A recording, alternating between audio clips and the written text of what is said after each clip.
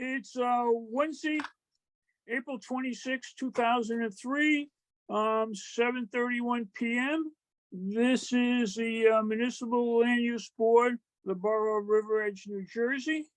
This meeting of the Municipal Land Use Board of the Borough of River Edge is being held remotely and recorded via Zoom due to the Borough Council Chamber's unavailability and in compliance with provisions of the Open Public Meetings Act and associated regulations. Notice of this remote meeting was published in the Bergen Record on October 6, 2022, posted on the front doors of Borough Hall and posted on Borough Hall's website. The notice included a dial-in login information necessary for public participation and access to this meeting remotely. A copy of the agenda of this meeting was available on the borough's website near the posting of the meeting notice and included in the dial-in login information. During the public consent period of this meeting, if you would like to make a public comment, please press the raise hand button on the Zoom or dial #9 on your telephone keypad to raise your hand. The board will address you by name or by the last 4 digits of your telephone number. You may mute and unmute yourself by pressing the microphone icon on Zoom or dialing *6 on your telephone keypad. You must state your name and address prior to making a public announcement.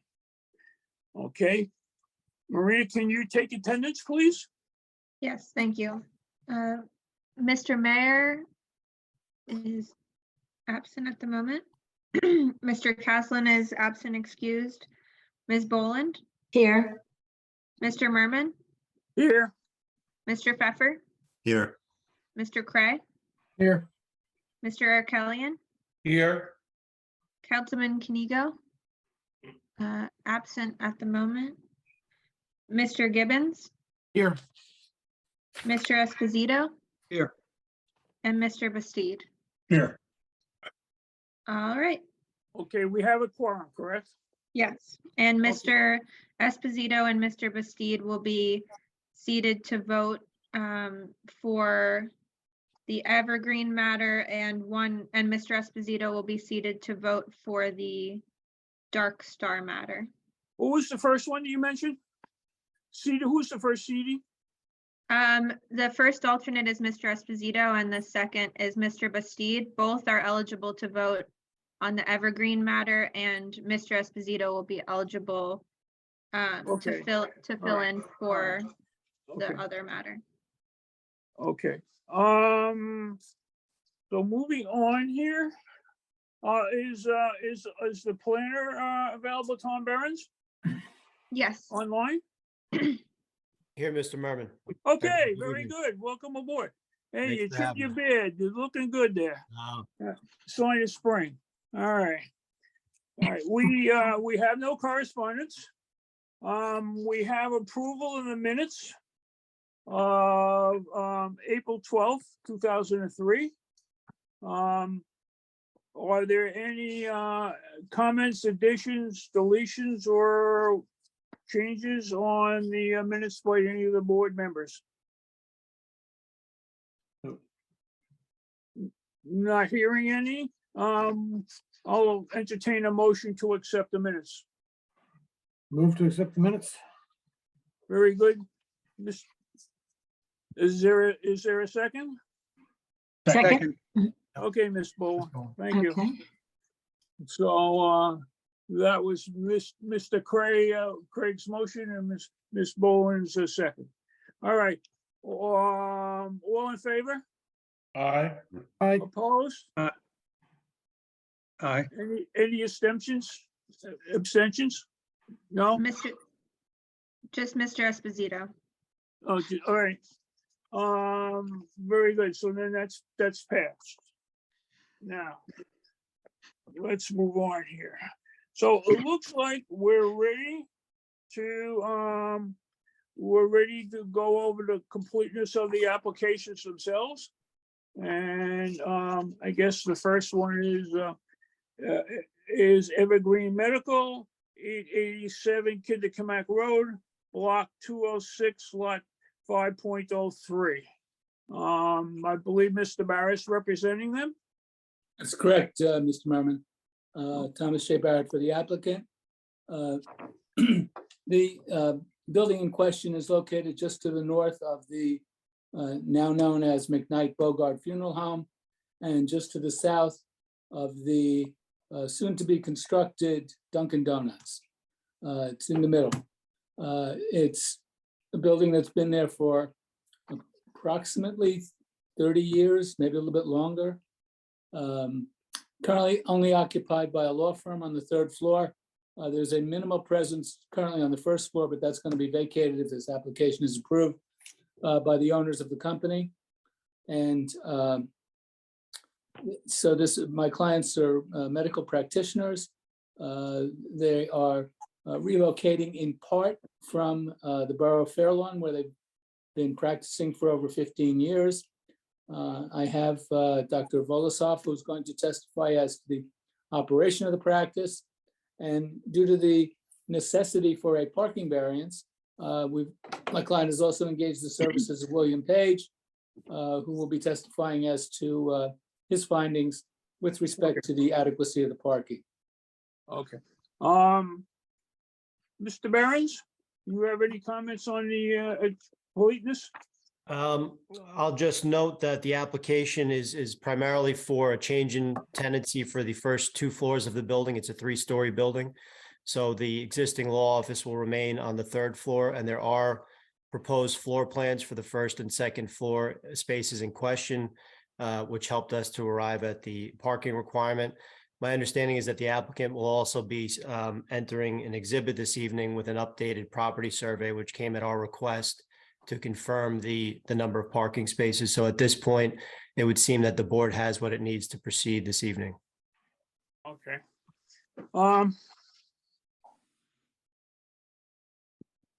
Marina? Yes, thank you. Prior to the meeting, I reviewed the proofs submitted by the applicant and found them sufficient for the board to have jurisdiction over the application tonight. Okay, so we can deem this application complete? And Yes, that's it. Okay. Fine, do we need to vote on, I guess we didn't need to vote on that, huh? Make a Yes. motion, we deem it complete. Okay, Second, okay, Mr. Arakelian, is there a second? second, Mr. Craig, thank you, Mr. Craig. All in favor? Can we do a voice? normally we go through the roll. Okay, so then do the roll. All right, Ms. Boland, Yes. Mr. Merman, Yes, Mr. Pfeffer, Yes.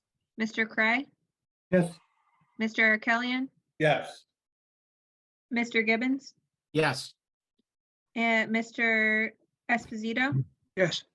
and Mr. Bastide. yes. Okay, so it's deemed, application's deemed complete. Okay. Then we'll move on to the second application, which is Dock Star Development LLC, 335 Johnson Avenue, River Edge, block 1405, lot 3. I believe Mr. Sarlo's representing that. Yes, Mr. Chairman. Good evening. Good evening.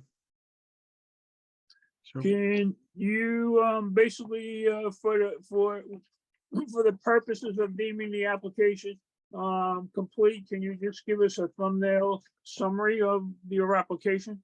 yes, Mr. Chairman. Good evening, Mr. Chairman, members of the board, Madam Secretary, Counselor Charles Sarlo, S-A-R-L-O, on behalf of the applicant, Dark Star Development LLC. With regard to the completeness, we did submit a full application as well as architectural and engineering drawings. The application that, if you deemed it complete to move forward this evening, is for the development of 335 Johnson Avenue. And I say the development rather than the redevelopment because it currently is a vacant site. The prior structures on there have been demolished.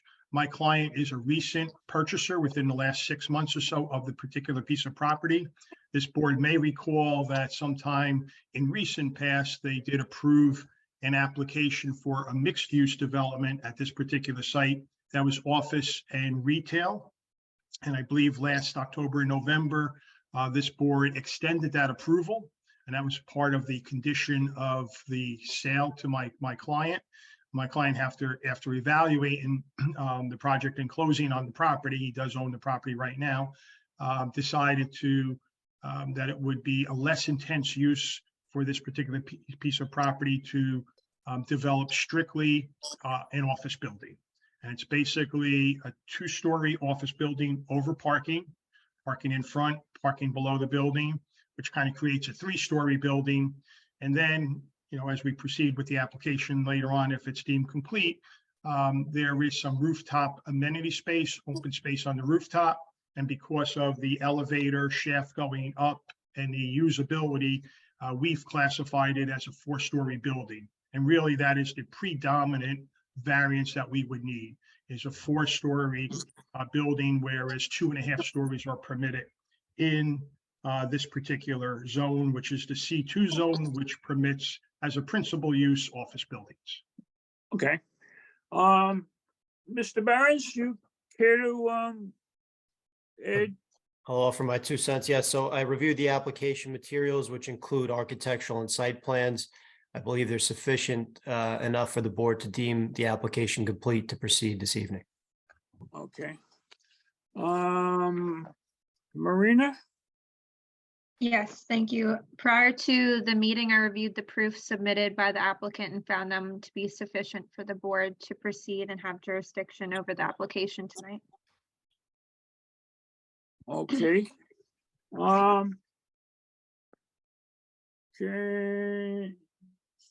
Can we get a motion from a board member to accept the application as complete? I'll move that, Mr. Chairman. Okay, thank you, Mr. Arakelian. I'll second. Gibbons. Gibbons, second. Thank you, Mr. Gibbons. So I guess Marina, you'll take a recorded vote. Yes, Ms. Boland, Yes. Mr. Merman, Yes. Mr. Pfeffer, Yes. Mr. Cray, Yes. Mr. Kelly, Yes. Mr. Gibbons, Yes. Mr. Esposito, Yes. Mr. Bastide. Yes. All right, the motion passes. Okay, so it's deemed accessible. So comment to both applicants.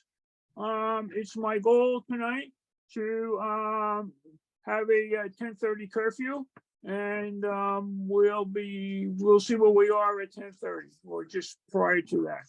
So keep that in mind. That's right on here. All right, so I'll call the first application, Evergreen Medical, which is represented by Mr. Barrett. Floor is yours, Mr. Barrett. Now that I unmuted myself, thank you, Mr. Mr. Merman. As I stated before, this is an application to use the first and second floors of the premises at 887 Kindercamack Road. As Mr. Behrens pointed out, we did submit a up-to-date survey. It's actually dated April 18th of this year in order to verify the number of parking spaces on site.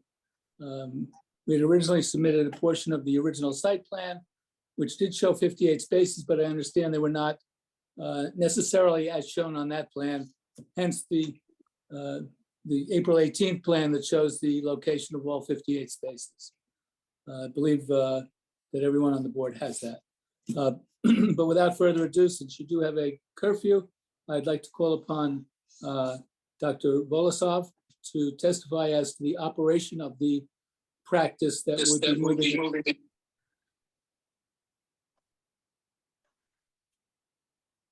Are you both in the same room? No, I don't know why there's an echo. I know for some reason I'm listed as Tom. I don't know. Okay. I think it resolved itself. So just if everyone else stays muted, we should be good. My apologies. So if you could please state your name, spell your last name, provide your address for the record, and then I'll swear you in. Oh, thank you. Dr. Svi Volosov, last name OSOV. Address is 446, home address, right? Or business address is fine too. Oh, okay, so this address is 70, no, I'll give you my home address. It's 446 Long Hill Road, Hillsborough, New Jersey, 08844. Thank you. If you could please raise your right hand. Do you swear or affirm that the testimony that you're about to give will be the truth, the whole truth, and nothing but the truth? Yes, I do. All right, there you go. Thank you. Doctor, how long have you been practicing? So I've been in the practice for about 10 years. The practice itself has been around almost 20. And would you describe the nature of the practice for the board? The nature of the practice is internal medicine, family practice with physical therapy. And how many people would occupy this space if it's approved by the board? So we have 3 clinicians plus a physical therapist.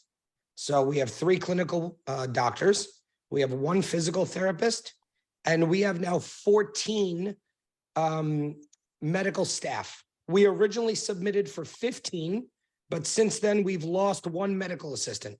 So we will have 14 supplemental medical staff. But the 14 includes yourself and the other clinicians and the That's correct. therapists. That's correct. So it's actually the assistants, be it the manager, et cetera, a total 10. Correct. Thank you. And could you describe a typical day at the practice? Sure. Typically, patients are given 15-minute appointments. So they are there for approximately 15 minutes. Safely, I would say 17, 18 minutes if I have to be exact between arrival and walking out the door. We wouldn't have more than 8 patients in the facility at any given time based on the way we schedule patients and the volume of clinicians we have. Pretty much patients come in, they're greeted at the waiting room. They're taken in rather quickly. They're seen by the clinical doctor, and then they're discharged by the front desk and given their next appointment. I'd say pretty standard, family medicine, primary care practice type of thing. So this is the way it has operated for the 10 years you've been affiliated with the practice? That's correct. And you're comfortable with the numbers that you've just testified to in terms of the number of patients and people on staff, et cetera? Absolutely. And we don't take any walk-ins. I just want to make that statement. We are not a walk-in clinic. We don't take any walk-in appointments. So the patients that are coming to us, they're all by appointment only. I also want to apologize to everyone for my voice. I just have very bad allergies, so I sound like this. You should go see a doctor. I know. I wanted someone to make a joke. I just didn't want to ignore the fact that I said. Very good, Steve. Okay, so you're why are you seeking to relocate from Fair Lawn into River Edge? Space. Currently, we have a space that we've had for almost 20 years, and we've just outgrown it. It's quite a small space for what we do. So that's why we're relocating, obviously very close by. We're in Fair Lawn. We're moving to River Edge, which is close enough where our patients would still be with us. And so that's why we're relocating as a space issue. And what are the hours of the practice? We work Monday through Friday, 9 to 5. Wednesday is our later day. We're open till 7. And then we would probably do every other Saturday, half a day, 9 to 12. And you're familiar with the floor plans that were submitted with the application and which were updated actually today with the revised floor plans, only in the sense of still the same floors. It's just the space is better marked. Sure. And they show that primarily the first floor is really administration. That's correct. Except for 500 and some odd square feet of physical therapy space. That's correct. And then on the second floor, there are a number of patient examination rooms, but there's also a doctor's lounge, there's the front desk, manager's office, the offices for yourself, Yeah. et cetera. Yes. And those fairly depict how you would have the space finished if application is approved.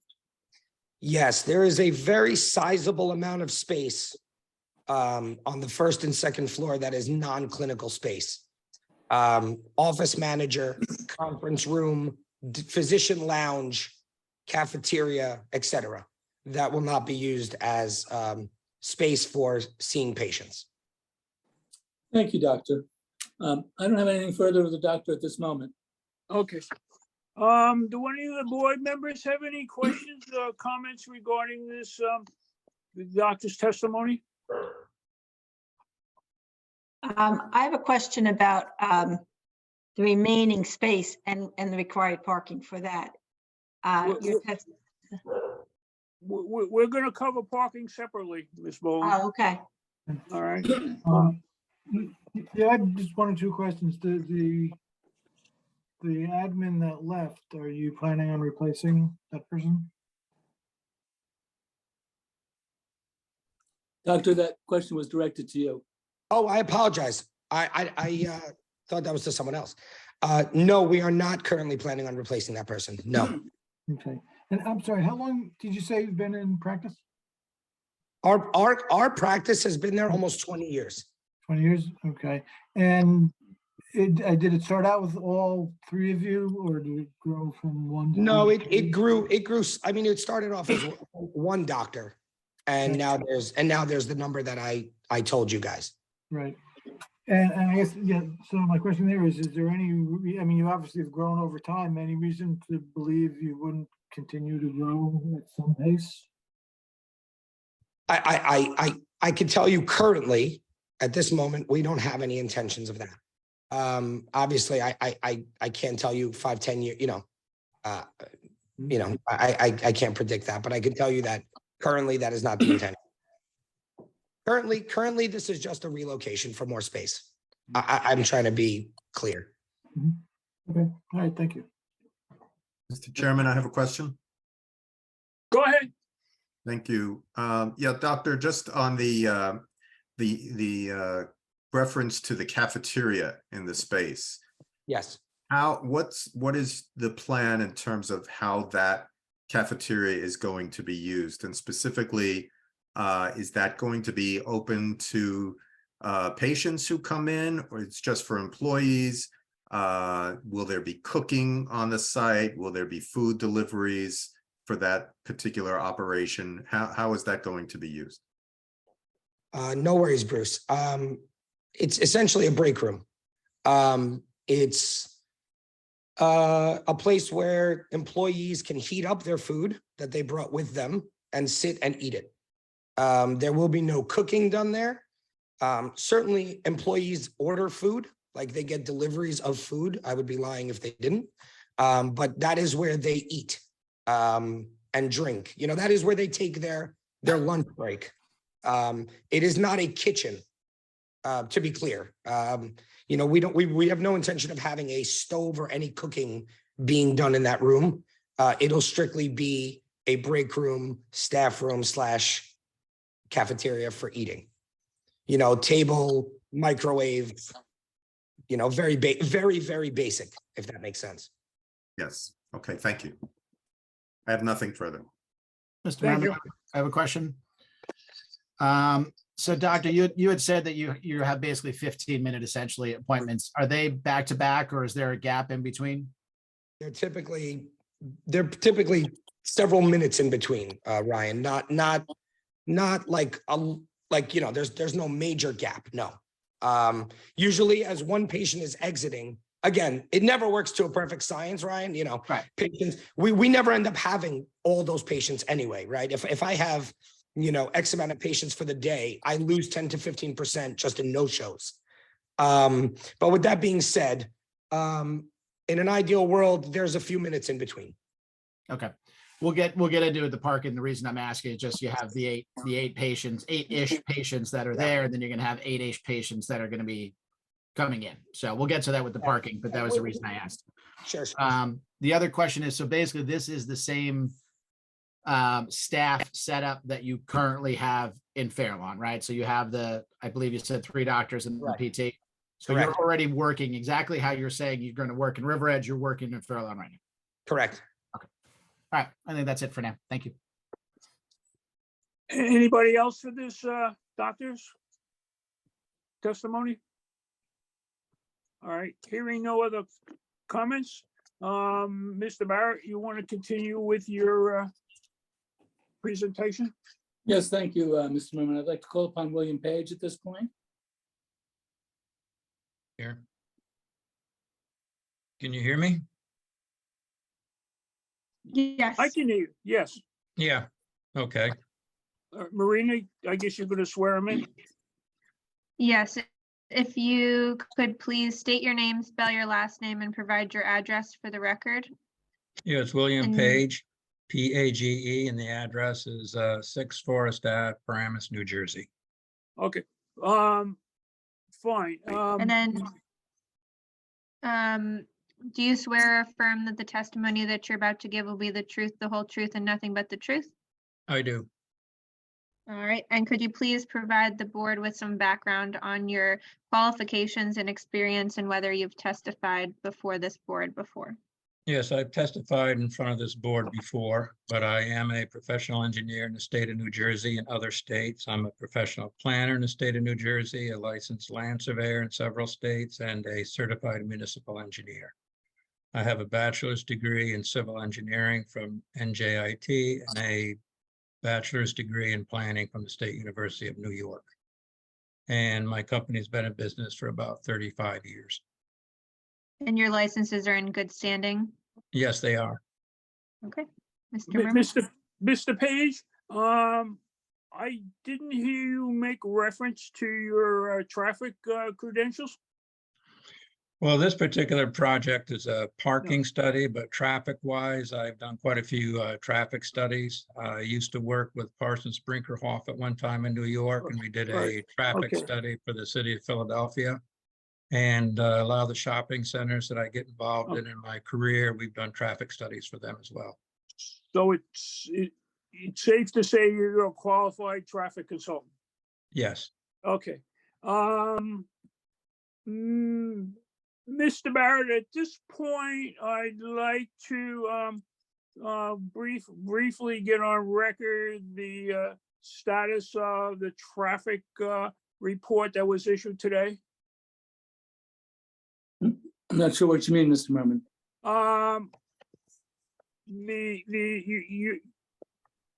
Mr. Page submitted a traffic report that was received today. Correct. Normally, as you know, and as we discussed, generally the board's regulations are that it'll be documentation is due 10 days before, and there seems to be a legal discussion on that, and I'd like to get Marina and you to discuss that for the board members. All right, well, as we discussed before the meeting started, Mr. Merman, there was no requirement that an actual study be submitted. We could have appeared tonight simply with Mr. Page and had him testify in front of the board, as happens with so many applications when they bring in their experts. We thought it would be helpful to reduce to a writing what Mr. Page is going to testify to, so that the board could refer to it during his testimony or refer back to it after his testimony.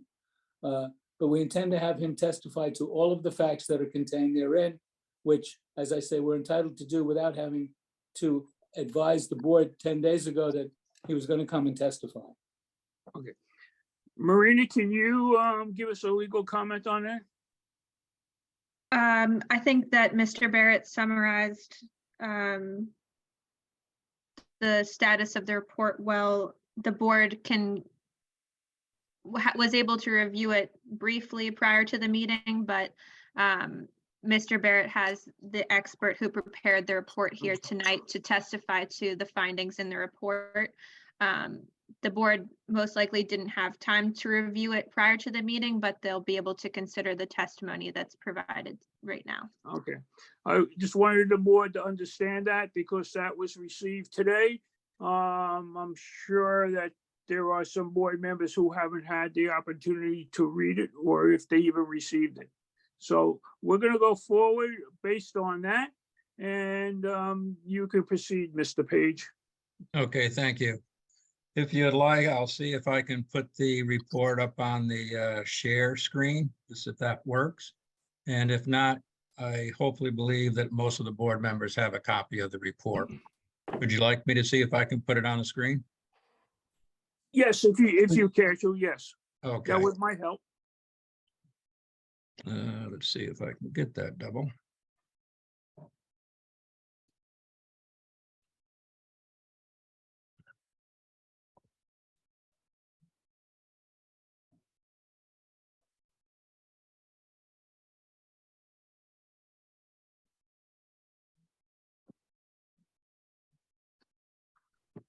Is it there? Not yet. Okay, I have it on my screen. Is he set to be allowed, or participants set to be allowed to share screens? Yes, one person participant at a time can share. So if you have to click the green button at the bottom of the screen first and then share. Okay, let me see if I can go back.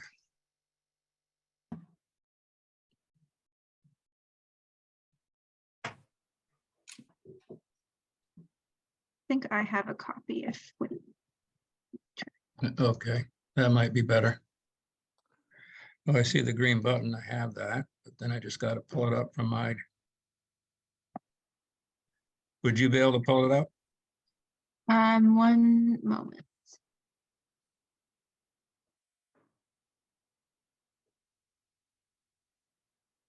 Oh, See your screen now, Mr. Page. I can see your email.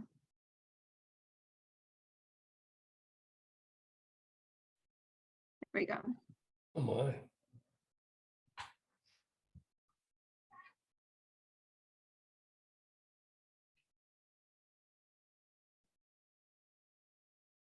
Oh, whoops, okay.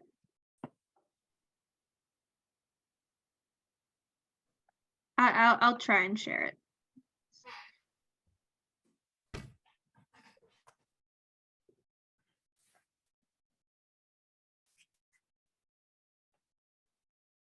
There we go. Can you see that? Oh, there it is. Yep. Thank you. Okay. Yes. Perfect. Thank you. Okay. Actually, I wanted to start out with my parking study by doing some of the parking counts at the facility itself. And what we did is we started the counts actually last week on Wednesday, Thursday. And then we did counts on Monday, Tuesday, and today. And the whole idea was to see at different times of the day what the impact or what the availability of parking would be at the property. So to start out with the building, and that was actually a measured interior dimensioning, and the building is actually 13,984 square feet. And as you probably all know, it's in the C1 commercial neighborhood business where medical and office or general office use is permitted. The third floor of the building, which consists of about 5,418 square feet, is occupied by the law firm of Parkins, Teferi, Ministerian, Yamato, Bean, and Miller. And on the second floor, Evergreen Medical is hoping to be able to go there. And they also consist of the second floor of 5,418 square feet. The first floor is a little bit smaller, and that is consistent of about 3,148 square feet. So if Evergreen Medical does get the approval, they're going to occupy approximately 8,566 square feet of the building. Now that will consist of the first and second floor, where the law firm would still be on the third floor. According to the Borough of River Edge Ordinance, Section 350-25A, for a general office, the parking requirement is one space for every 250 square feet of gross floor area. For medical, the parking requirement is a little bit more strict. It's 2 parking spaces for every doctor, and we have 4 doctors, so that's 8 parking spaces there. And then the other caveat is 1 parking space for every 100 square feet of gross area. And that, the 1 per 100 gross floor area is actually a very strict parking requirement. So on to the next page, we have a map that I had one of my individuals survey. And it's not like a measurement survey, but what it shows is the footprint of the building and the parking spaces around the building. It shows the entrance in, which is on the north side of the property, and the exit out of the site, which is on the south side. And we did count 58 parking spaces. And as Mr. Barrett had mentioned earlier, he said that there was an actual survey that was conducted by a professional land surveyor. So they also agreed and came up with the 58 on-site parking spaces. So we're in agreement with that. On the next page, I broke down the breakdown of the different uses of the property based on the Borough of River Edge ordinance. The 4 doctors in the practice plus staff consists of 10 individuals. Following the ordinance, Evergreen would require 78 parking spaces alone. Again, I still want to stress that that's a pretty strict requirement for that particular office area. The law firm, based on the 1 space for every 250 square feet of gross parking, is 22 spaces. So then the next little chart, what I did is I broke down the first floor, 2,582 square feet is office use based on the 250 square foot. That would require 10 parking spaces. Also, as mentioned by the doctor, there's a small physical therapy area, and that's 566 square feet. And I used the ratio of 1 parking space for every 100 square feet of gross area. So that would be 6. What's the next page? No, we're still on this one just for one more time. Okay. And what that shows is that then using the 22 spaces that the law firm has, that would require 100 parking spaces for this site, which again is pretty extreme. Now, we do have a variance. As you can see, based on the zoning ordinance, 100 parking spaces are proposed and 58 is what's on the site. And 78 spaces would be required by Evergreen for following the ordinance. So based on that, we have a C2 variance, which is a flexible C variance, they call it. And there are 3 prongs that I must hopefully convince the board that we meet those criteria. One relates to a specific piece of property, which we're dealing with here, and that the purpose of the municipal land use law would be advanced by deviation, will be advanced by deviation from the zoning and the ordinance requirements of the borough. Now, the variance is granted without substantial detriment to the public good. The purpose of the municipal land use law will still be advanced despite the minor deviations the parking variance may present. The existing office building presently is 61% vacant. And that includes the vacancy of the second floor, which it is now, and the first floor, the tenant there also will be leaving. So these 2 floors on this 3-story building are going to be vacant.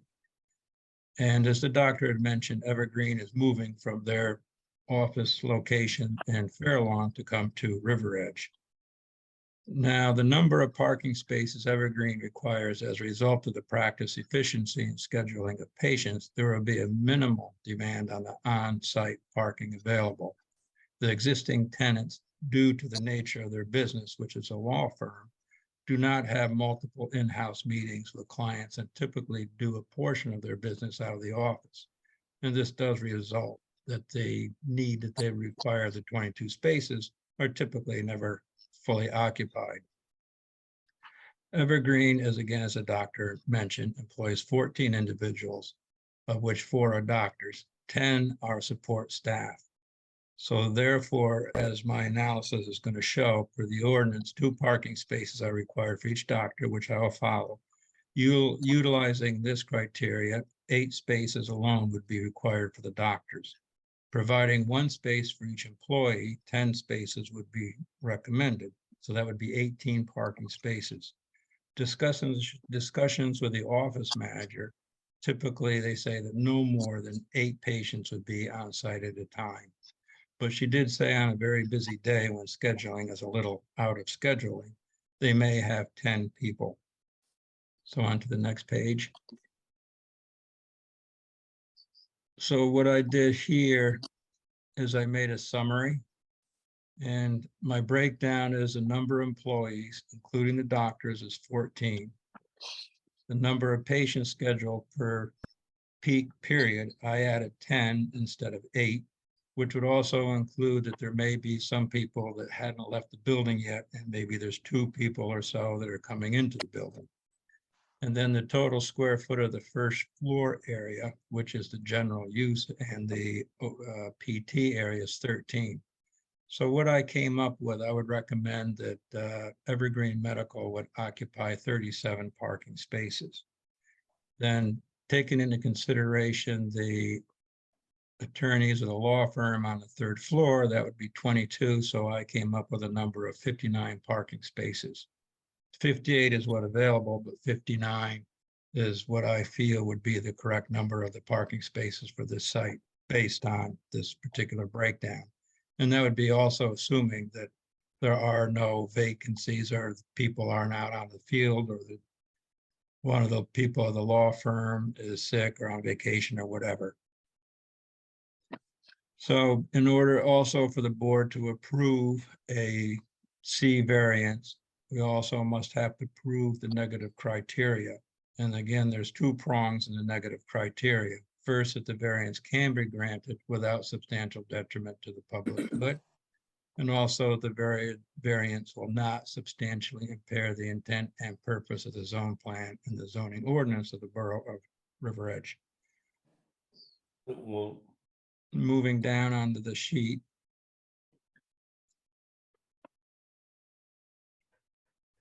And this table 1 is the actual counts that I conducted.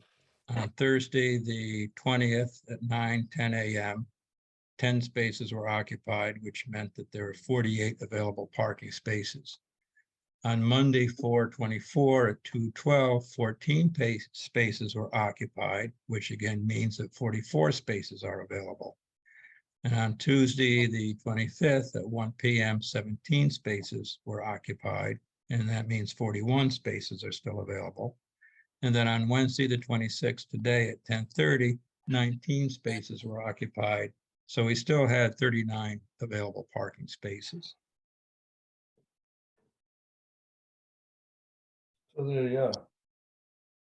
Okay, so then here, the conclusion I came up with is the grant of the C2 variance relating to the specific property will advance the zoning ordinance requirements for the Borough of River Edge by permitting a tenant into an office space that will fulfill the building occupancy rate to 100%.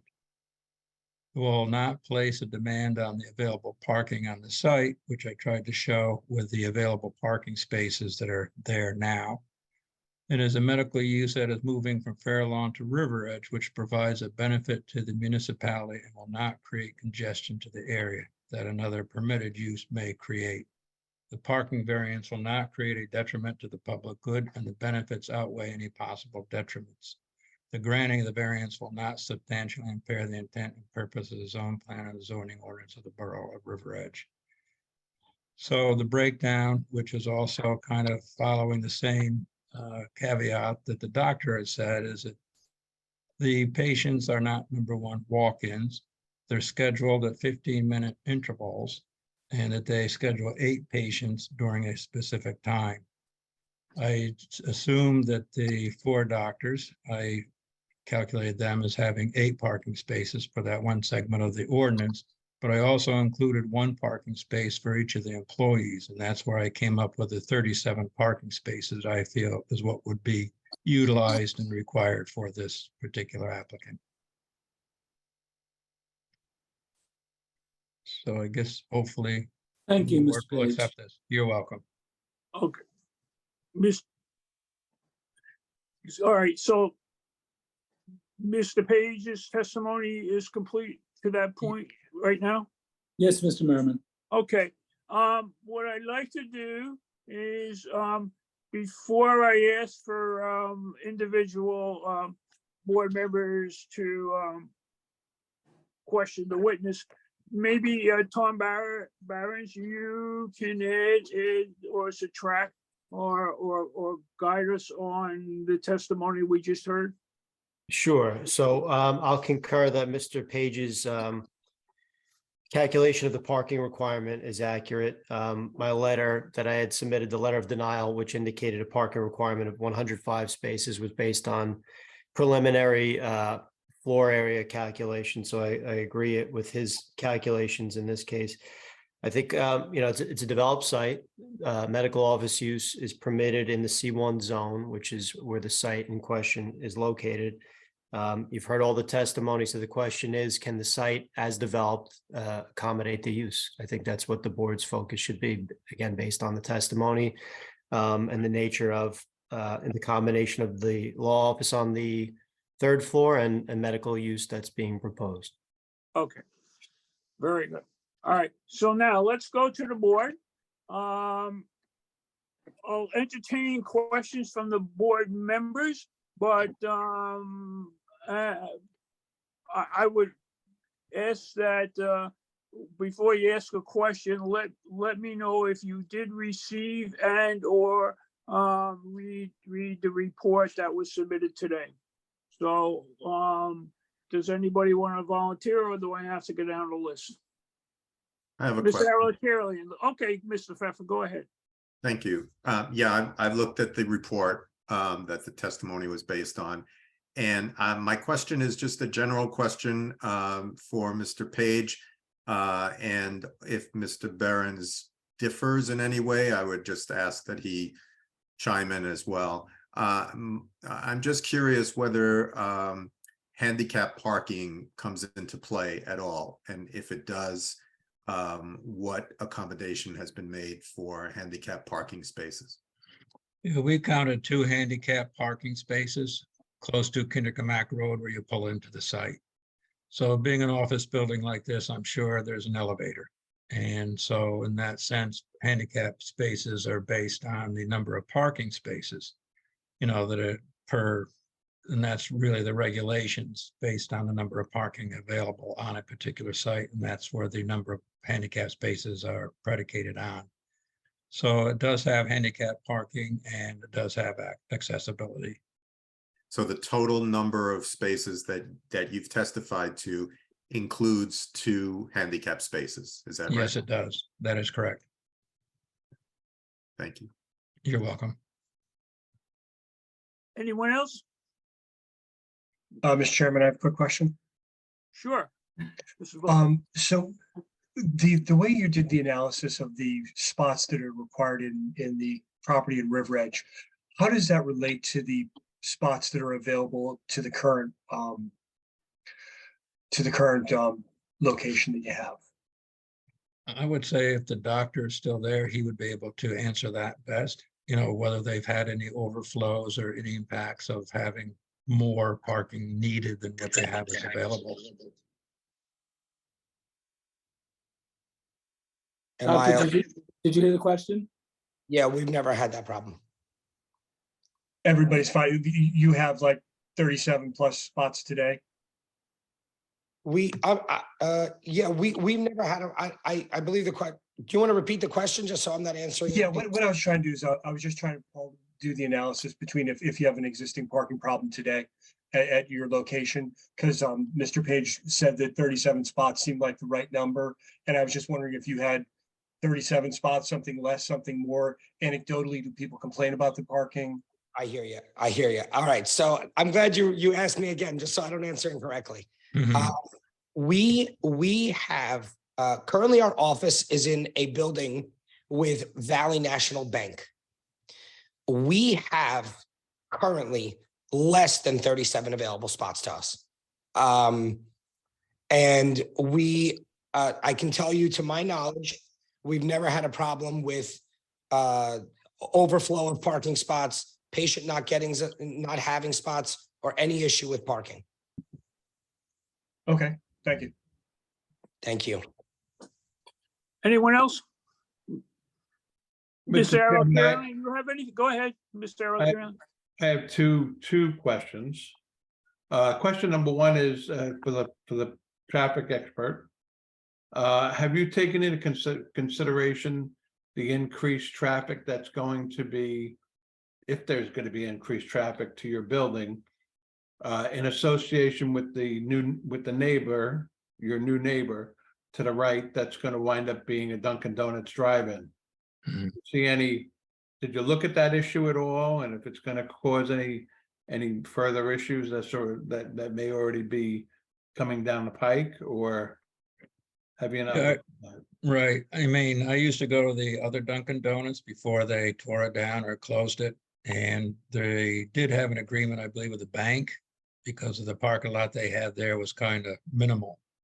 So with a drive-through, the speed, hopefully, of people going in and out of the Dunkin' Donuts to get their coffee and stuff would be a little bit more accessible than what they had before.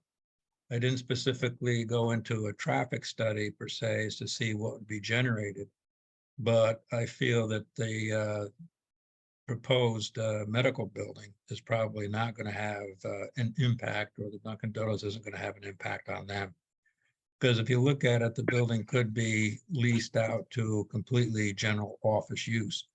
And depending on what type of office would go in there, it would probably generate more activity than what the medical building would be. Because again, if we're only generating 8 people in a 15-minute period, that would be what, 32 people in an hour, if that. And that really wouldn't be that much traffic. Okay. So the other question is a little difficult to put together, I guess, but I'm going to try as best I can. Your neighbor to the left is a funeral home, and I've been to many funerals there, and I have seen people parking in the office building lot next door to walk over, because parking, especially if somebody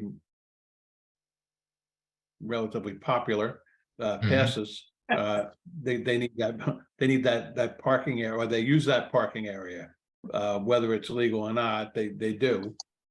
How are you going to handle that moving forward? Have you given it any thought?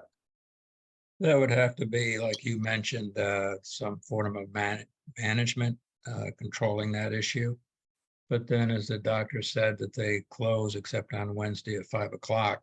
Most funerals are busier in the evening, from 6 to 8 or whatever the time is. So there will be signs, I'm sure, for office use or office building parking only. But the question then becomes, is that going to be enforceable? And unfortunately, people will go where they have the least resistance and the availability of something of what they want. Okay, yeah, really didn't answer my question on how that's going to be impacted, or if it's going to be impacted, or if there's an opportunity for the two neighbors to get together and work out some sort of agreement. Yeah, that would probably be the best way to go. Work on an agreement with the operator of the funeral home. Mr. Barrett, did you want to weigh in at all on this? I see you. Well, I think, Mr. Harry Kelly, I think that the reason that people may park at 887 is because there are so many spaces available. I think once the lot shows full, people are going to instead go across the street to the bank, which always seems to have plenty of parking. The only drawback is, of course, then you have to cross Kinnicamack Road. But again, depending upon the notoriety or popularity of the deceased, I've seen situations where the police have actually set up cones and direct traffic. You know, if the funeral home lot fills up, people park on the side street or, you know, whatever is available. So I think, you know, I think it'll operate the way it always has. The people, as Mr. I Page guess, said, and I guess that's where I'm going. I always, River Edge is such a parking challenged town, for lack of better words, with their commercial properties. And Tom, certainly, I know you've been there probably as many times as me, maybe even more. So you know the issues there. My hope is that the neighbors can work something out. oh yeah, I mean, I don't think the doctor's gonna go down or send his people down, start chasing people away. You know, if it becomes an issue, then we talk to the funeral home operator and say, right, how do we make this work for everybody? You know, I think everybody wants to be a good neighbor. Obviously, you know, the doctor's practice serves a need, the funeral home serves a need, and everybody will work together to make sure that everybody's need is satisfied. I'm not gonna say hopefully they won't feed each other customers, but. That's twice today, twice. All right, so you've answered my questions as eloquent as usual, Mr. Barrett. Thank you. Thank you. Any other members of the board? Yes, care Mr. to- Berman. I have a few questions. So piggybacking on my question from earlier about the 8 patients in and 8 patients out, have we factored in that there will not only be 8 patients being treated, but there'll be 8 patients that are coming in for their next treatment and the ones that are going out? Have we accounted for that in some way? Well, again, as the doctor had mentioned, they schedule 8 patients during a 15-minute period. And what I did is I included in my study 10 patients instead of 8. And the total number of, let's just say, available parking spaces that I showed on the worst day, which is actually this morning, was still 39 available parking spaces. So if we said 37 and 39 are still available, then that's 5 more spaces or so that you could have an overlap that I feel would be prudent, at the busiest time that the 3rd floor is being occupied. But I found out that there was actually a lot more spaces available for the other 4 times that I counted. So I don't really see that being a problem or an issue. I could see it personally. I could see it being an issue, with the people coming in and, myself being an early person, getting to an appointment early, I think there's plenty of people that could be in that situation. So I just hope that doesn't become an issue going forward as you have the overlap of those patients.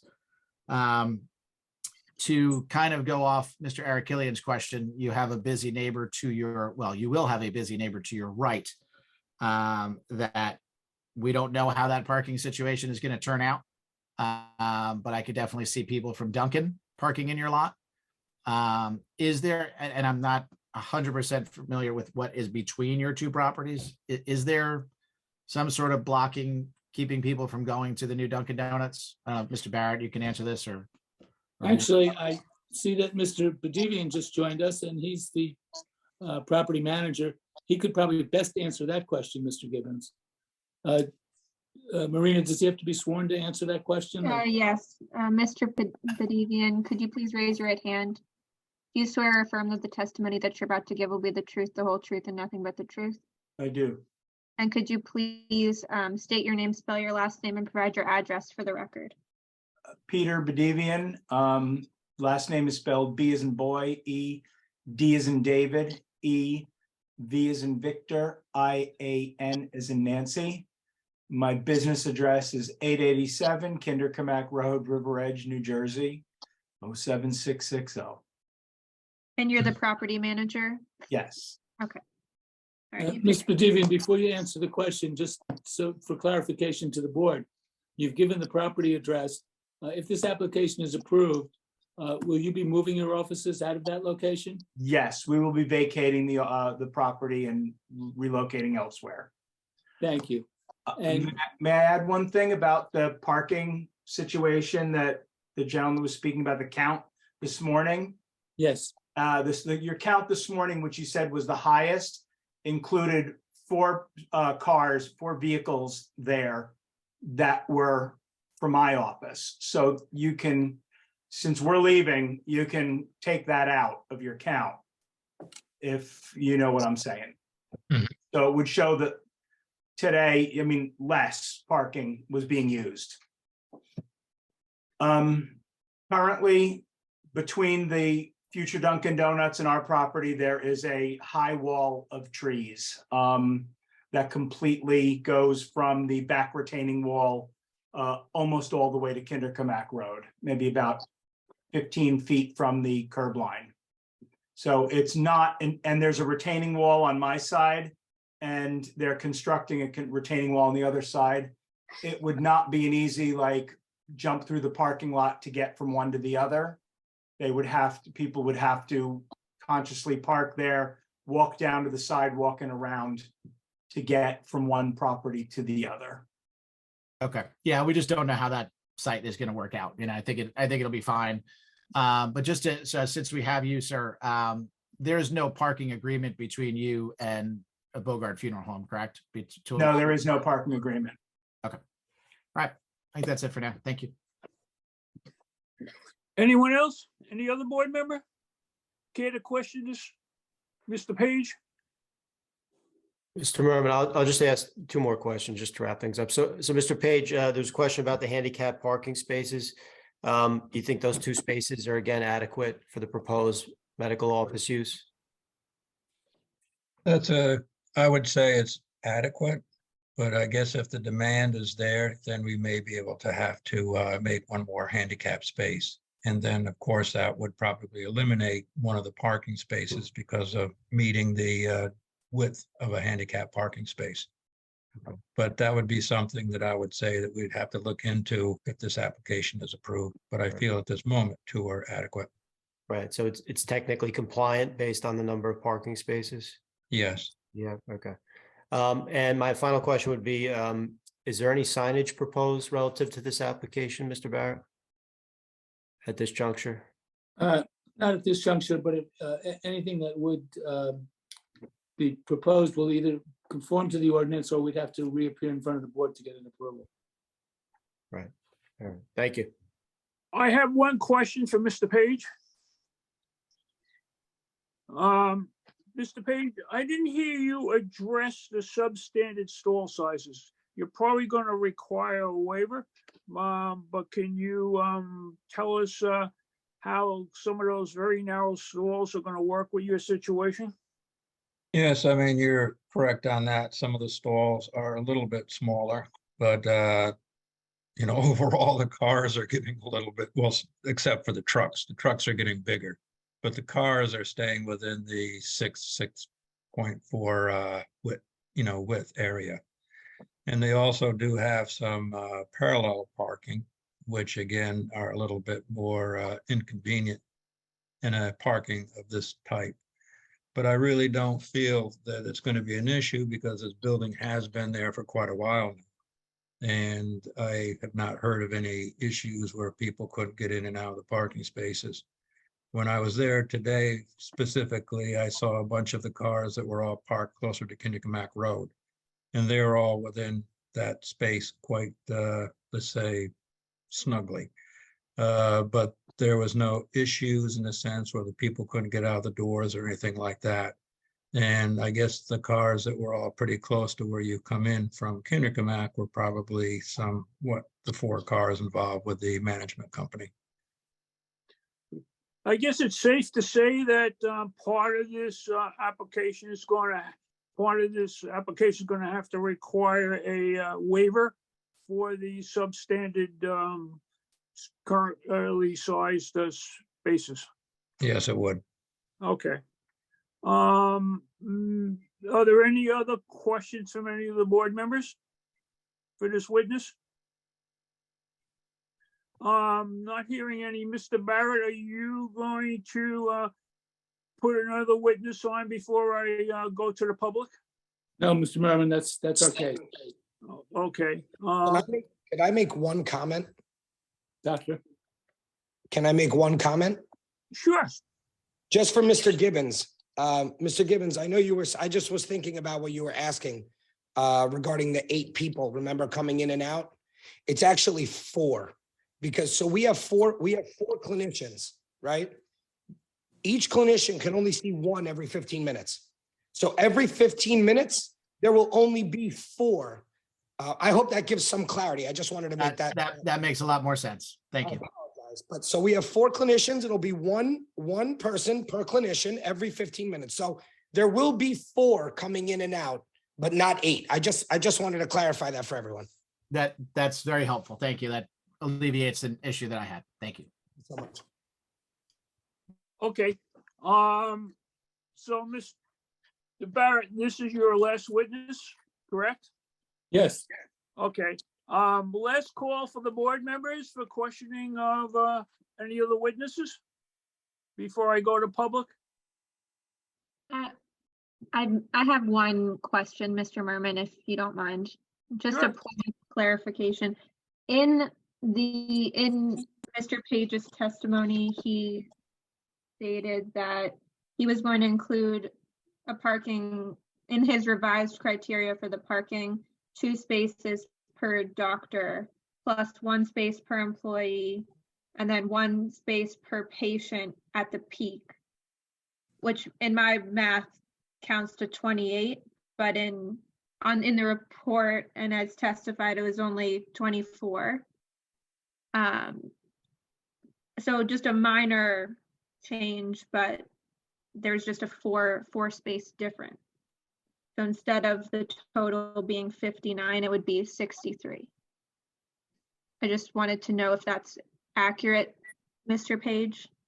Well, I mean, what I tried to do is go initially with the 14 spaces, which included the doctors and the support staff.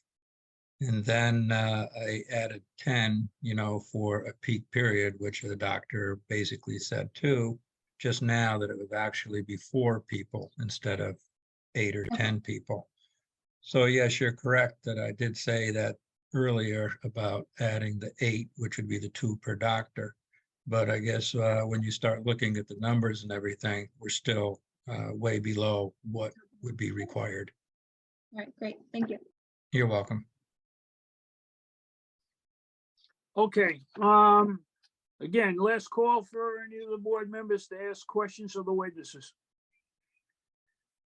Hearing none, I'll entertain a motion to go to public for comments. So moved.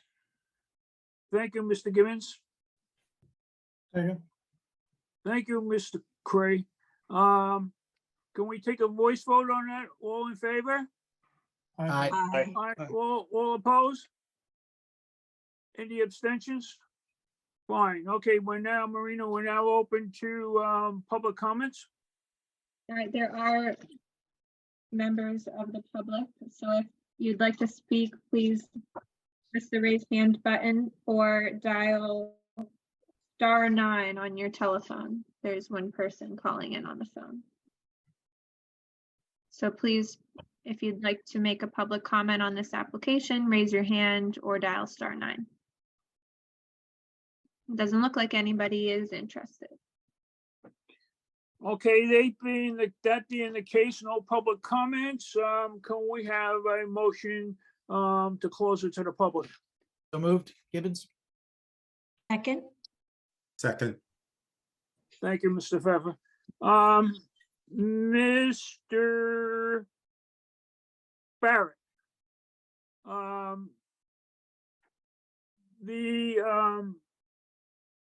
Okay. You had a comment, Mr. Pfeffer? You're on the picture phone. No, okay. Mr. Barrett, just for the record, normally the borough engineer requests a engineering report as to the status of the retaining walls, especially on a property like that. I would like to get one from a qualified professional engineer. For the record, when you get a chance, it could be the motion to act and accept this application would be conditioned on receiving that report. Do you have any problems with that? None whatsoever, Mr. Merman. We'll be happy to engage someone and then submit the report to the board. Okay, so last chance, are there any other comments by any of the board members? Not hearing any, I'll entertain a motion regarding this application. Mr. Chairman, I'd like to offer up that approval of Evergreen Medical, 887 Kindercamack Road, River Edge, New Jersey, block 206, lot 5-03, including all the variances from relief and the waiver that they'll need for the parking. And I move that that be approved by the board. And the engineering report. And the engineering report, of course. Okay. Thank you, Mr. Arakelian. Is there a second or any amendments to that motion? Second. Thank you, Mr. Pfeiffer. I guess that's it. We're about ready to vote. We have a motion, we have a second. Marina, can you take a roll call, please? Yes, thank you. Ms. Boland, Yes. Mr. Merman, Yes. Mr. Pfeffer, Yes. Mr. Cray, Yes. Mr. Arkelian, Yes. Mr. Gibbons, Yes. Mr. Esposito, Yes. Mr. Bastide. Yes. All right, the motion passes. Thank you. Welcome, Evergreen. Welcome to Okay. River Edge. Thank you. Thank you very much. Congratulations, folks. Thank you, everybody. Thank you so much. Thank you. All right, thank you. Thank you all. We're going to take a 10-minute recess. It's now 8:43, so at 8:53, we'll re-adjourn, and that's being done so that we can reseat the board and rejiggle the Zoom attendees as required. So I'll see you all at 8:53. And Do we need to make a motion to adjourn or go into recess? well, we're not adjourned. Well- Okay, Marina, what do we need? Or do we need a motion? You could take a motion to go into the recess. That's fine. Okay, I'll make that motion. thank you. Second, Second. thank you, Mr. Craig. All in favor? Aye. Aye. Okay, so I'll now see you at 8:54, and we're in adjournment till then. Thank you.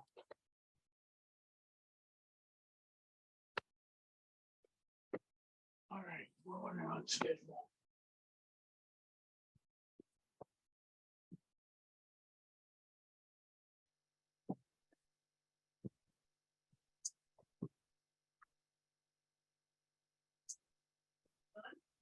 With the first, yes. I'm gonna take a whiz. I got him on a 10-minute adjournment, so I can take a whiz.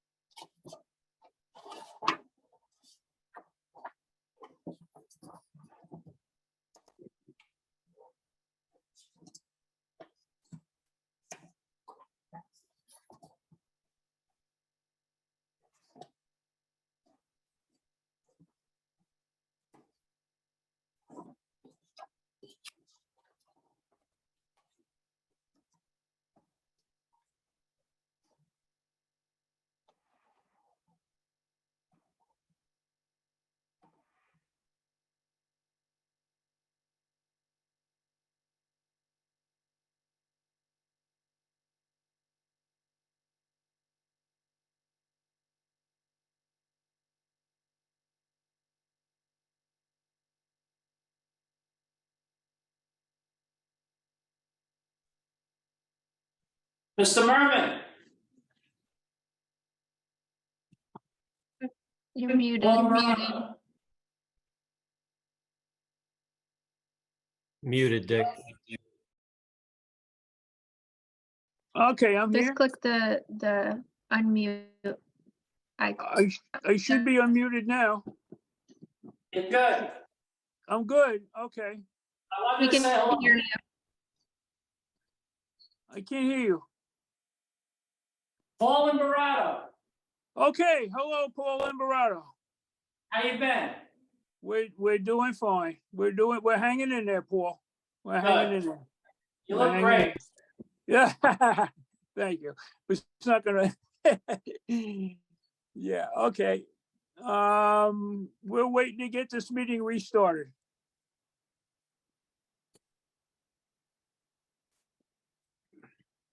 I think we have everyone except for Gary and Colin, unless I'm missing them. I think Colin came back on. I'm not certain. Do we have our consultants? Mr. Costa and Mr. Burns? Yes. Oh. Yep. Mr. And we Burns have- is here, and also I think it's Jason Flores from Mr. Costa's office. Jason? All right. All right, so we have Jason. Let me just write that down. I think he's frozen right now, but they're coming back in. We have Mr. Sorrell. Mr. Sorrell is hooked Yes, in. yes, Mr. Chairman, I'm here. Okay, very good. So Marina, you can tell me when you want me to reconvene the meeting. Okay, I'm sorry, my internet is being very slow at the That's okay. All right. moment, but because everyone's screens are coming. Okay. And then I don't know if Ed is on, if he could reach out to Gary, but if you, because I don't see him on there. We can give him a minute or two if we need.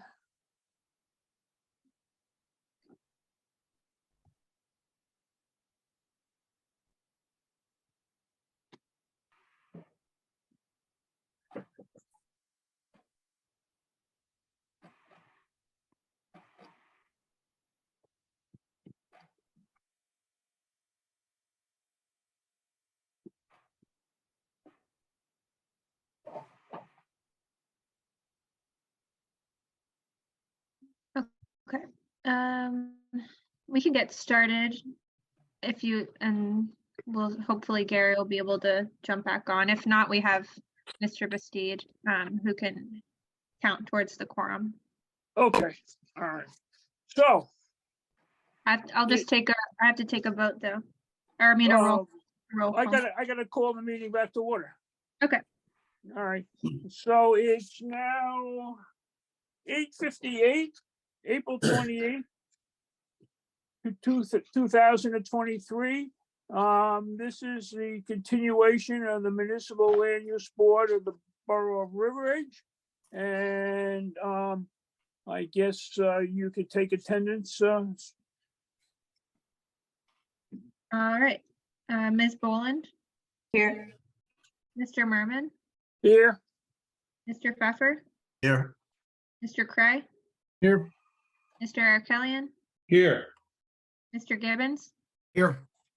Mr. Esposito is absent at the moment. And Mr. Bastide is here, but his audio is out at the moment, but everyone can see him on the screen. Okay. So, Also go present is Jason Flores from Costa Engineering and Mr. Behrens. and Mr. Barrett.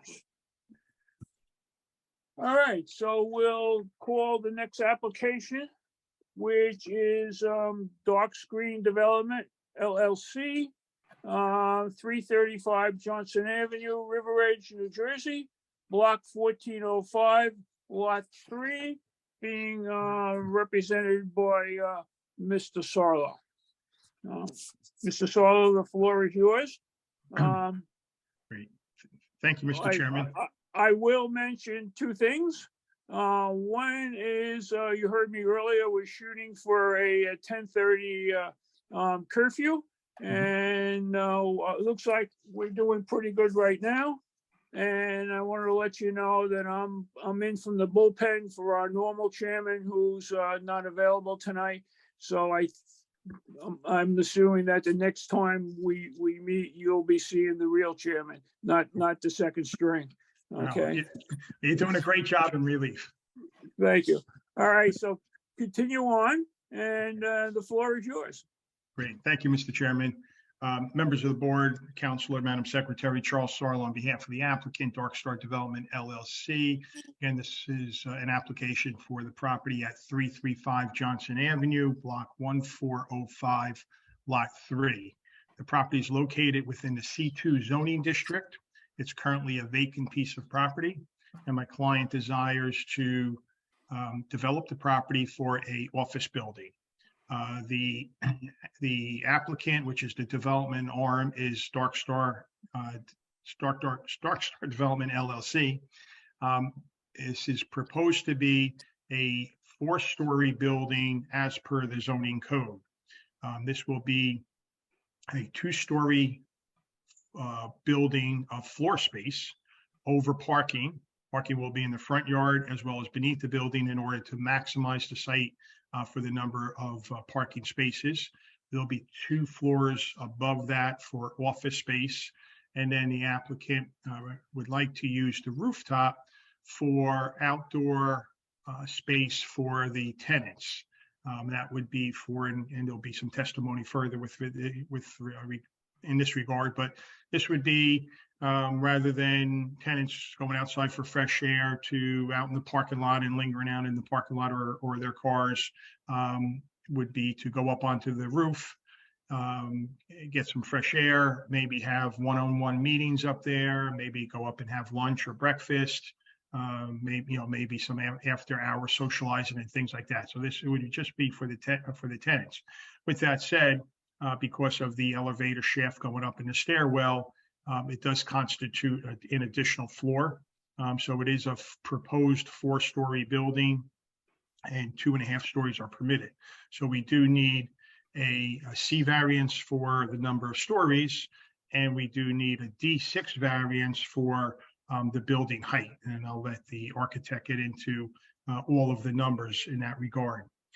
We do need a few C variances and design waivers. And again, I'll let the architect go through his zoning table.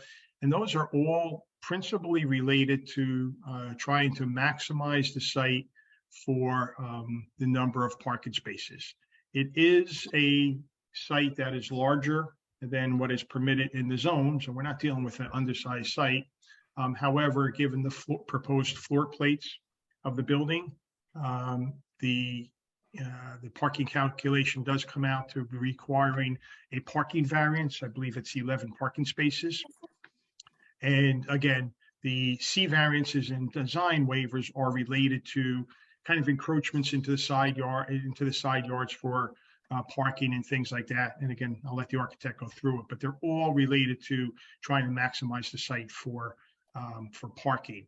The principal tenant in the building on the second floor will be Let It Grow business. Let It Grow is currently a business in River Edge and has been there for 20 plus years, 25 plus years at the location. And they are looking to modernize their office and kind of move down the block. This property became available and they thought it was a good opportunity to continue to provide adequate office space for their employees and to grow their business.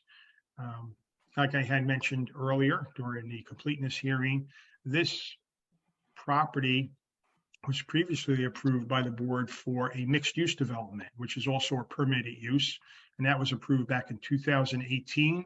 And I believe in 2021, September or October of 2021, this board granted another 1-year extension on that approval.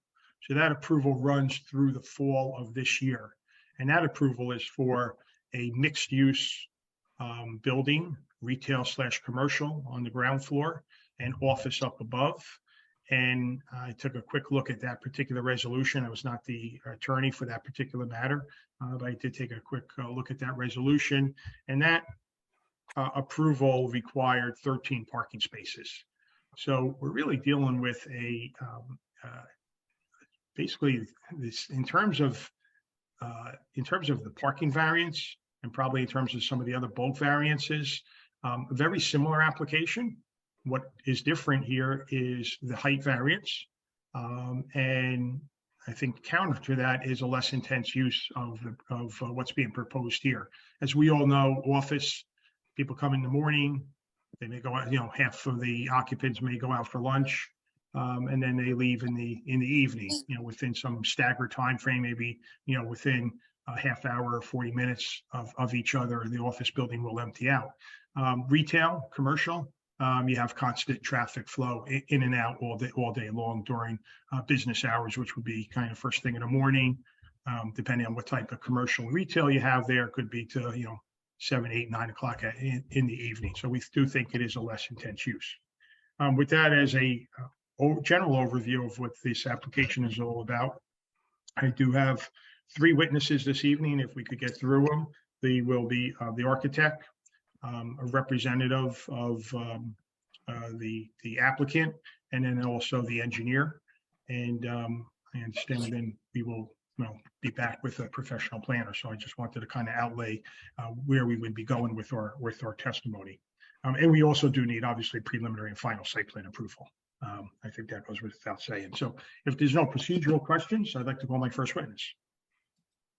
Marina, any procedural questions? I don't have any at the moment. Okay. Thank you, Chairman. Thank you, Counselor. So I'd like to call my first witness, which will be Victor Folletti from TF Kinselli and Folletti Architects. Victor, are you there? I'm here. Yes, good evening. Okay, please raise your right hand and get sworn in by counsel. Do you swear or affirm that the testimony that you're about to provide will be the truth, the whole truth, and nothing but the truth? I do. And could you please state your name, spell your last name, and provide your address for the record? Victor Folletti, Filletti, 143 Terrace Street, Haworth, New Jersey. Thank you. And could you provide the board with some background on your education, experience, licensing? Sure. I have a bachelor's degree in architecture from NYIT. I've been practicing for 25 years. I am owner of the firm, and I have been before this board and other boards in Bergen County.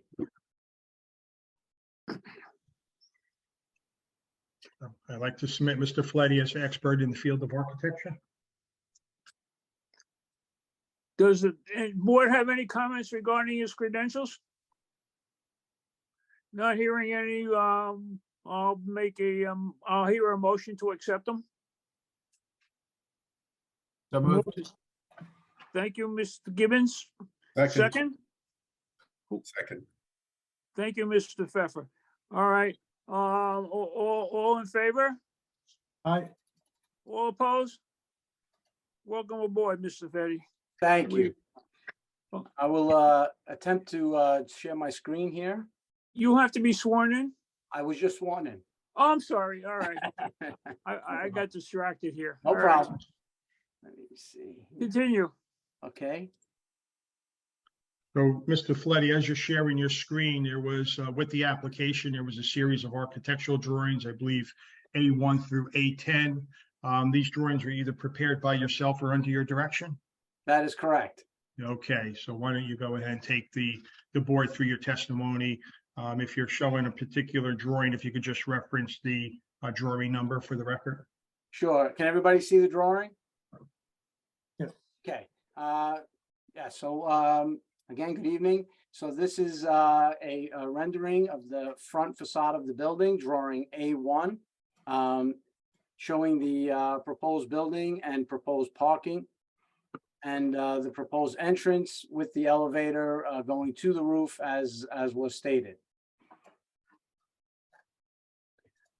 Drawing A2 is a rendering of what we call the rear of the building. This is actually what faces Route 4. Again, showing some of the parking with some partial screening and 2 stories of office, along with some outdoor terrace space at the level of the 3rd floor. So this is our zoning calculations along with our ground floor plan of the building.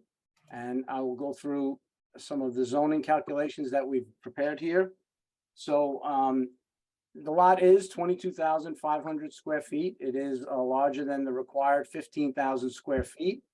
There are several variances, and as was mentioned, they are very much related to trying to provide the maximum amount of parking onto the site.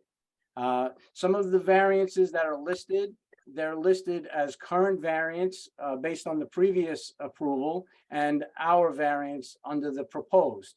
Some of the variances have been reduced, some have been eliminated, a few have been increased, and I've enumerated those in the zoning calculation. We have a side yard setback, for example, that the current variance was for 20.75 feet, where 35 feet is required, and we've reduced that to 30.5 feet is now provided. Rear setback is no change, 7 feet, and 7 feet is currently proposed. The main variance here is height. There is a requirement of 35 feet maximum height at 2.5 stories.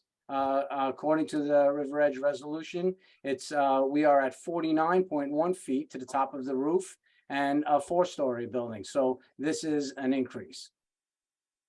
We have we have reduced the amount of parking that is being requested a variance for, I should say. So the current variance allowed for a 13 space variance, where we are proposing 11. Where there is 69 spaces required based on 1 EV charging station, which gives us a credit of 2 spaces, and 71 spaces required gives us 69, where we are providing 58. Some of the design standards and yard setbacks to parking have been listed. There's a 30-foot parking in front yard variance that we are requesting. It was granted for 7 feet. We're now asking it to be 5 feet. So that one is an increase in the variance. The parking in side yards are required of 6 feet. We are providing 6 feet. That variance has been eliminated. Parking in the rear yard setback was 0. We are providing a 2-foot planted buffer, so we have reduced that variance requirement. Rear yard buffer of 0 is providing 2 feet, so that is also reduced. We've eliminated the rear yard parking requirement of 2 feet, which is required, and previous approval only provided 0. Driving intersections, they had, the previous approval had an 11.4% gradient, which we are less than 2% now for the first 50 feet. So that variance item has been eliminated. Off-street loading, we are requesting a waiver of the off-street loading. And we will have testimony to this, that there is not a lot of loading that is going on in this facility. Typical for an office space. It will just be minor loading, which we can accommodate within the driveway. The last item is signage. We have a plan listed here with some signage, and the height of the highest sign on our building is 42 feet, where 32 feet was granted under the previous variance. So we do have an increase in that. And the area of the signage, where 84 square feet was previously approved, we now propose 21. So there is a slight increase in the variance. This is again our ground floor plan. We've tried our best to accommodate the maximum amount of parking spaces on the site while respecting some of the setbacks and buffer zones that are in the zoning resolution. At the same time, providing driveways that are to code, and providing the handicap parking spaces as required. Trash room for the trash, utility room for the required utilities that need to come into the building, and a modest lobby and an elevator to provide handicapped access up through the building. We've also provided a walkway to the entrance of our building. We've landscaped it, and we've tried to make it an extension of the sidewalk into the building, so that the building has a street presence and has an identifiable entrance off of the street, seeing as the building is set back. So again, we've tried to provide that in above what actually is required. The next plan is just an enlargement of the building footprint, if you will, and the related parking underneath the building. We're calling this a second floor plan, but it's really the first floor of office space. Again, this really is a building for 2 stories of office space, while providing the required parking on site as large as we can, requiring us to lift the building up above the ground to provide approximately 10-foot ceiling height to allow vehicular access underneath the building. Third floor plan is again office space with an outdoor terrace. This is the floor that is meant to be occupied by the owner, and again providing some outdoor terrace space at their request, and a rooftop terrace, as we're calling it. We are hearing more and more demand for outdoor gathering space in the business environment.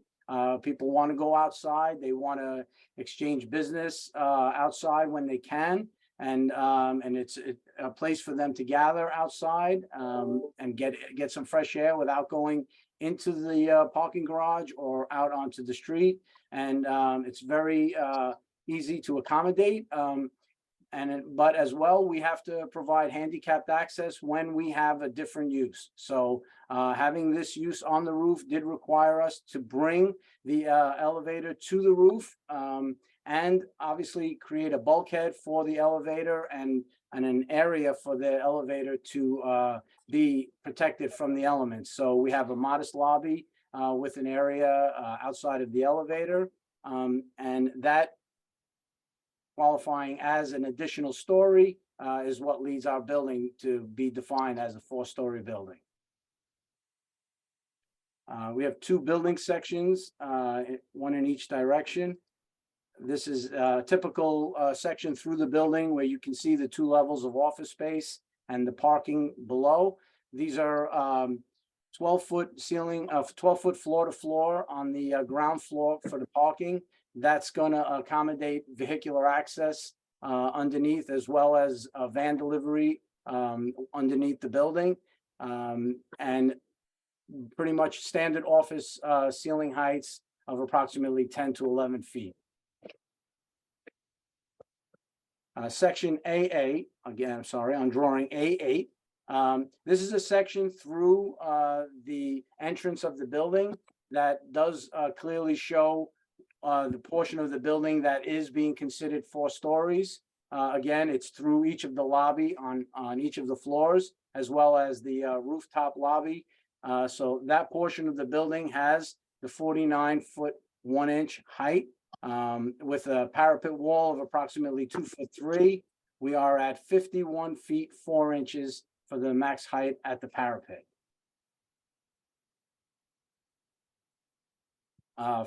These are our elevations: north elevation and west elevation of the building. Here we indicate our signage. We have an address of the building of 335, which is the highest sign on the north elevation. We had this listed as address of the building, and 2 modest signs, one for each of the tenants, one for the Let It Grow tenant, which we know, and another placeholder for a future tenant.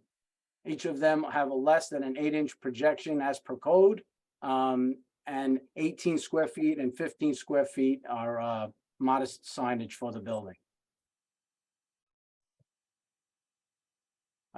Since the building does face Route 4, they would like to have signage identifying this on Route 4. So we, again, have the same signage repeated, a little bit of a different shape due to the facade of the building.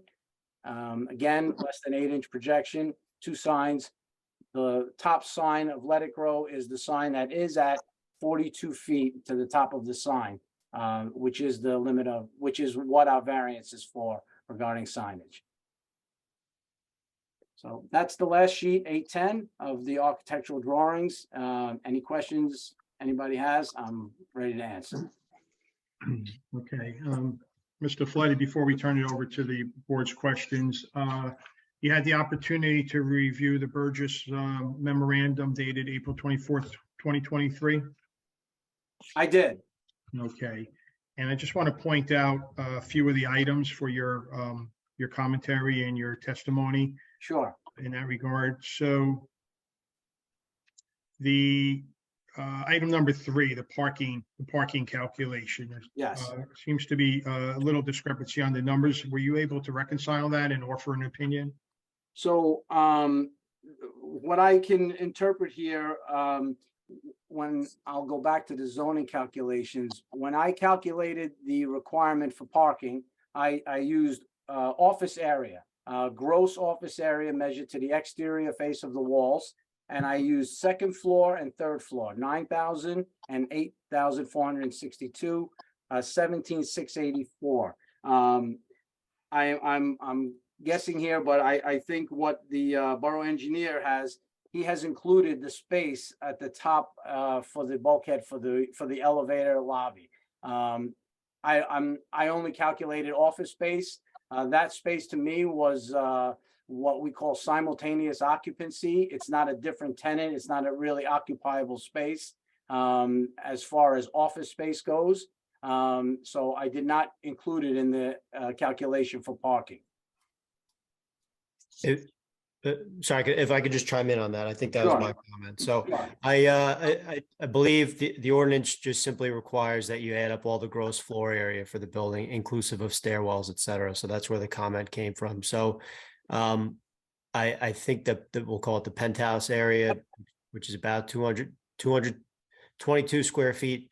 Correct. Would seem to count. My calculation was 72 spaces. You know, we have a difference of maybe 2 or 3 spaces that we're off by. Again, that's my interpretation. That's fine. We can talk about that later. But Yep. Thank you. Thank you. Okay, and Mr. Folletti, I think you're in general agreement with the other variances that were listed, right? I think they were all pretty consistent with your zoning table. Yes, they are. I have no other issues. Okay, Mr. Chairman, I have no further questions at this time for Mr. Folletti. Okay, I'm gonna open it to the board, obviously. I would like to suggest that we review signs separately as a topic by itself. I would like the board members to address the other aspects of your presentation and of your variance and so forth. So I'll, at this point, open it to the board. If somebody wants to step forward and start, that's fine. Otherwise, we'll start appointing. What about you, Mr. Arakalian? You got any comments? Always pick me first. Well, you know, I can always count on you to. All right, so. Yeah, I have a few. Go. I'm most interested right now in the rooftop setting. What exactly is it going to be used for? Is it going to be used for after-hour parties? Is it going to be used to, host events? Or is it just strictly for employees to go upstairs and sit back and relax a little bit during their break? Right. So I can answer that.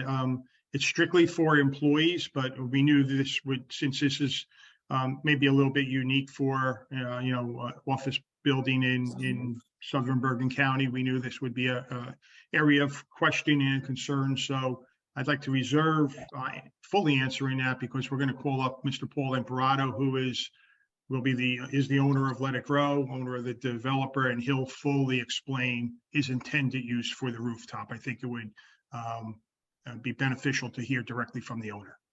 All right, so in keeping with that, and I understand as far as the use goes, what is the design to keep people from falling off the roof? And that's for Mr. Folletti. So there is a, code required a guardrail at the top, a 4-foot parapet, if you will.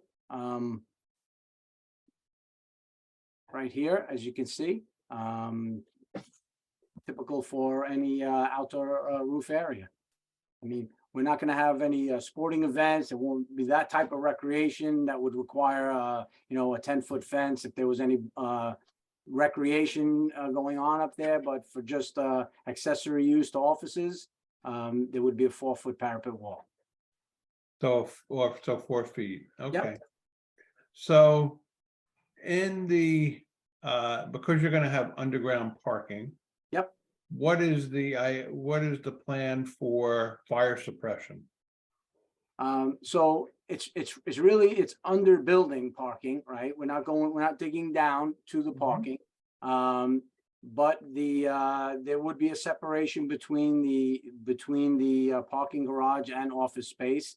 And as needed, we would sprinkle the building if it is required. We haven't gotten that far yet. Yeah, so that would be something that I would be looking for. Sure. Most buildings that I know that have underground parking underneath it haven't. I'm not sure exactly what the code is, but being a former fireman in town, I've seen what kind of damage a fire can do underneath a building. So that would be something I would probably look for. Sure. If I so move an approval on the building. You got it. Other than that, I mean, the design is beautiful. I like Thank you. the architecture and the way you've broken it up. So those were two really things that stuck out in my head, more safety issues than anything else. So with that, I will move back to the chairman. Okay, thank you, Mr. Arakalian. Mr. Gibbons, you have any comments? Yes, I do. I just have a couple of questions for, first for just Mr. Barron's, I believe it would be, or Ms. Stanley. The variance is granted on the mixed use. Since this is obviously a completely different application, a completely different use, does any of that carry over if they were to do this and you know, if they stuck to the original variance of what they were granted? Is that then de facto approved for this project, or is this, because this is completely different, is it out the window? Does that make sense? Yeah, Marina, well, I'll take a stab and Marina can tell me if I'm wrong. So the variances, depending how the resolution was written, generally run with the land. So, and they've gotten the extension for the approvals for the site plan. So they could build in accordance with that approval, today. Essentially, they could submit permits for tomorrow. I think they've indicated that, the relief, they've improved the situation in certain areas. They're looking for additional relief in other areas. So, I guess the question would be, it seems to be somewhat in the spirit of the prior approval. Obviously, there are differences as, can be seen by the rendering. So, and as testified to. So basically, if they were approved for a variance before for this project, then they would be approved because you said it goes with the land. I just want to clarify because I haven't come across this one yet. Just to clarify, the variances approved would be for the prior project. If the prior project was built, all those variances would apply. And the use variance would also run with the land, but setbacks, variances for setbacks and coverage and things are specific to the project that was approved. Okay. All right. And just to clarify, so in that last, and again, you've now clarified that it's different, but in that last variance, it was approved that they were allowed to have 13 parking spaces over what was required. I believe that was what Mr. Folletti had testified to. Is that the case? You asking me? I'm asking anyone. Well, I mean, that was a testimony. It was the prior approval was a mix of retail and office. I do recall there was a parking variance. I don't remember the exact numbers, but I would take Mr. Sarlo and team's word for it. I made that statement during my opening remarks, and yes, I did look at the resolution, and there was a 13 parking space variance granted. Okay, and you're asking for 11? Is that? If you go by Mr. Folletti's calculation, it's 11. I think if you go by your planner, Mr. Barron's calculation, it may actually be 13. I think we're 12. So we're in the ballpark. 12. Okay, 12. so we're right there. We're all in agreement. It's in the ballpark. Okay. Right, we're right there. Okay, so in that particular area, are there any non-conforming buildings that are higher than 3 stories? Or 3 stories and up, I guess? We intend to have a professional planner come that would testify to the character of the neighborhood and how this is, is not substantially a detriment to the character of the neighborhood. So if you could. So we'll address that. Yes, we will before the Okay. hearing's over. All right, I think that's questions I have for right now. Thank you. Thank you. Thank you, Mr. Gibbons. Ms. Boland, you have any questions? I don't have any questions. I do have a comment that I'm struggling with the height. I don't think it's a little bulkhead that's coming up to the building to access the rooftop. It's a substantial encroachment. And it just seems to me that it looks like a 4-story. It doesn't look like it's a 3-story. So I just have concerns about that. Okay. Anything else? That's it. I don't have any For the questions. architect? Yeah, okay. Mr. Cray, No, nothing for the architect. I have a few for the planner. okay. Okay. Mr. Pfeffer, My questions are more along the lines of the type of signage, whether the signage will be lit. Okay, And also the roof. I'm curious about the roof capacity, but I understand there'll be some testimony about the roof later on. okay, yeah, I want to cover the sign separately. Okay, very good. Hopefully the witness will be testifying about the roof capacity and addressing that question. Now, when you say capacity, are you talking structural capacity or? No, number of people who can be on the People. roof. Yeah. Okay. Well, maybe Mr. Folletti can answer that question. So there's, it's not a place of assembly. It's not going to have, rented out parties. It is for the employees of the building. It's not a separate use.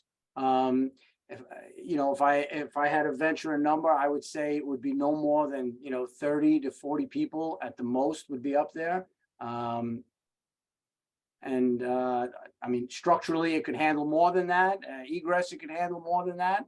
But I'm only speaking from experience and practicality. I don't see it being too much more than that. Thank you. You're welcome. All right. Anything else at this time? No, I would second Mr. Arkelian's comment that I think it was Mr. Arkelian's comment that it's an attractive building. I like the design. So I'll just add Okay. that. Thank you. Very good. Okay, very good. Mr. Boosty. Colin? Can you hear? Colin? Is he hooked? He's muted at the moment, but. Can you guys hear me? Yeah, yes, now we can. Oh, okay. You have any questions for the architect? No additional questions at this time. Thank you very much. Mr. Esposito, any questions for the architect?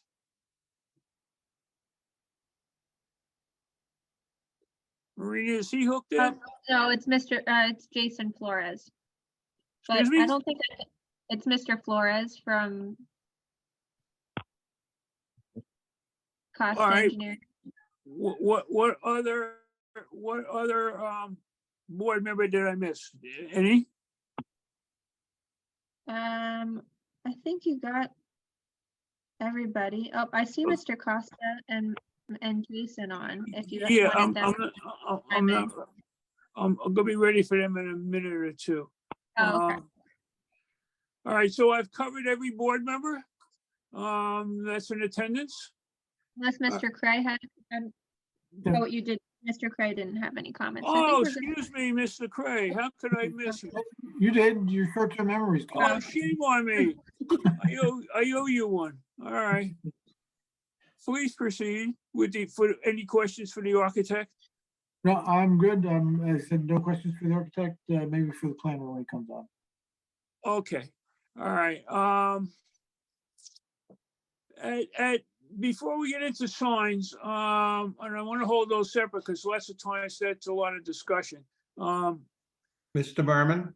Yes, I might offer that because of the type of testimony that was given, that we look to the public to see if they have any questions of this witness. I'm gonna do that in a minute. I haven't forgotten about that. Thank you. At this point, does Mr. Costa's office have any comments for the architect? Good evening, Chairman. Jason Flores. Rob is on the line as well, but I wanna point out something to the architect. If we go back to his zoning calculation, I just wanna make sure that the improved coverage is matching the engineer's plans, because the math is not adding. So you have 18,000 square feet representing an 80%, and then you have current 12,000 square feet, and then you have proposed 11,000 square feet. So are you intended to add that extra 9,000 square feet from the building coverage to that number? No, so I did see this addressed in the borough engineer, in Burgess's comments. And I do agree that that was a miscalculation. It is 86% just the way the engineer has listed it. Okay, so And then We that, would then- submit a revised drawing to that effect. so that variance is not eliminated then. That is not, Okay, that's the only comment that I have for the architect no so far. problem. Okay, thank you, Jason. Let's go over the signage, before I go to the public for this architect. Can you review quickly the signs? I see there are signs on the front, which is, there's several signs there. Can you quickly go over what you have there for the board? Sure. So I only indicated as signs the Let It Grow signage and a placeholder for a future tenant and gave approximate areas of those signs. I did not include the address of the building as a sign. If it needs to be included in the number, that's fine. And the numbers that I've given, 18 and 15 square feet, take up the entire rectangle of what I've dimensioned there. Okay. And the signage is actually meant to be individual letters, so it could be calculated even a little bit less, but we went with the worst case. No, it's usually the square or the rectangle or the circle. Okay, Okay. so you other than the address, you're proposing two signs for the front, the street side. That's on the street side and two signs on the Route 4 side. On the Route 4 side. Okay. Yes. Anything on the on either end walls, the north or the south? No. No. Okay. So the only signage we have is the front and the rear. Okay. Correct. All right. I had some questions on. It wasn't quite clear to me. All right, that's fine. Okay. I'll entertain from the board members any comments they have regarding signage. Okay, not hearing it. Mr. Merriman, do you mind if I chime in? Just real quick? Always, I always. will Before entertain we things. move on, so the architects provided the square footage calculations for the two front and two rear signs. I do believe the address sign that's at the top of the building would qualify as a second sign technically. I think the Really? ordinance allows 1 square foot for an address sign. So from a technical, ordinance standpoint, I'm not objecting to it. Okay. Just identifying it. A board member did have a question as to whether or not the signs would be illuminated, and if so, how? So, Mr. Floody, do you have an answer for that? They're not intended to be illuminated. Non-illuminated, okay. Okay. So for clarification, the house number is in this particular application is counted as a sign? My reading of the ordinance is that address signs up to 1 square foot are permitted, and so beyond that, I would All right. review it accordingly. Okay. Any, at this point, again, any comments from the board members on the signage? Okay, not hearing anything, I guess we could go out to the public to see, if there are any questions, for the architect at this point. Can I get a motion to go to the public? So moved. Gibbons. Thank you. Second, anybody? Second. Thank you, Ms. Bold. Okay, so now, Marina, I guess we're open. Let's get a vote on it. Yeah. Okay, all in favor? Aye. Aye. All opposed? Not hearing any. Okay, Marina, I guess we could go out to the public then on the Okay, architect. Mr. Folletti, could you please stop sharing your screen? Oh, I'm sorry. Sure. Thank you. Sorry, it's hard for me to. see Sorry. everything. Did that work? Yes, thank you. So if you would like to have any questions of the applicant's architect, please raise your hand right now or dial *9 to raise your hand. All right, we do have someone. All right, so Dr. Ken Tyler? Tyler? Yes. Okay. If you could please State your name and address for the record. Yes, Dr. Kenneth Filer. My address is across the street. Business address is 1060 Main Street. Excuse me. Main Street in River Edge, New Jersey. All right, and you can proceed with your questions. Yes, I have a few questions, if I may. So I'm located right across the street, facing your building would be facing my building. And it does look like a nice architectural rendering. Victor, I commend that. Thank you. But yeah, I do have a number of concerns and questions. And yes, I know Let It Grow has been around the neighborhood for quite a while. A number of things. As it looks nice, it did turn out to be higher than I thought it was going to be, or larger, the part that goes to the 4th floor. So I did want to ask some questions about that 4th floor. When you estimate something like, could be a few people, could be 30 to 40 people. And of course, I don't know if there's going to be anything in the variance that, attends to what exactly was said in this meeting. But one of the questions I would ask, what about music?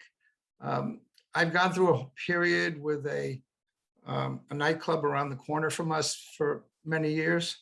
That was a problem with people parking in my parking lot when it got busy, when there were, dancing and things like that, and other issues that we had.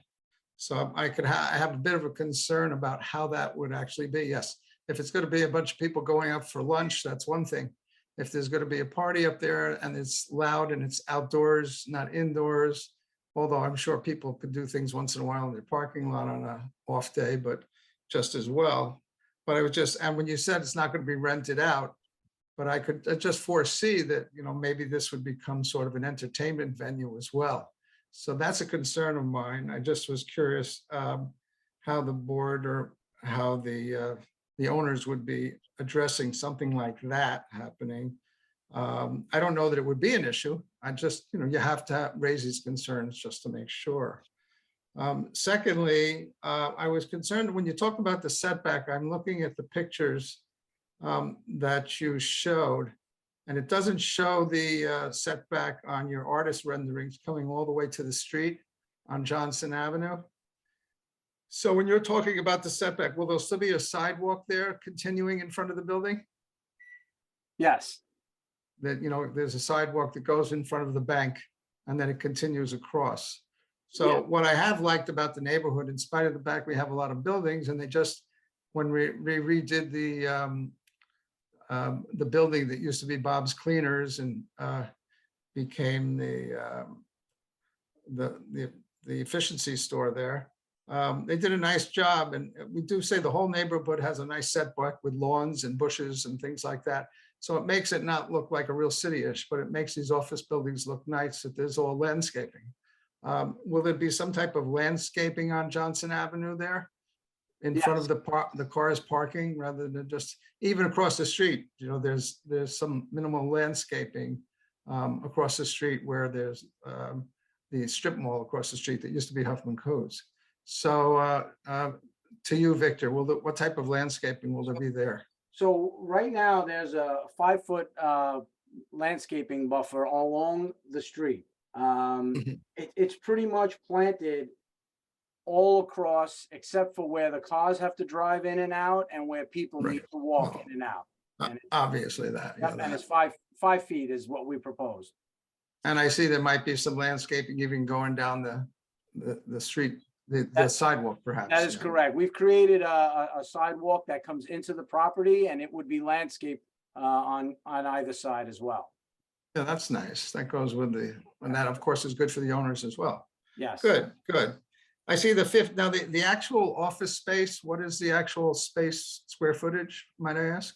Okay, there's 2 floors. One is larger than the other.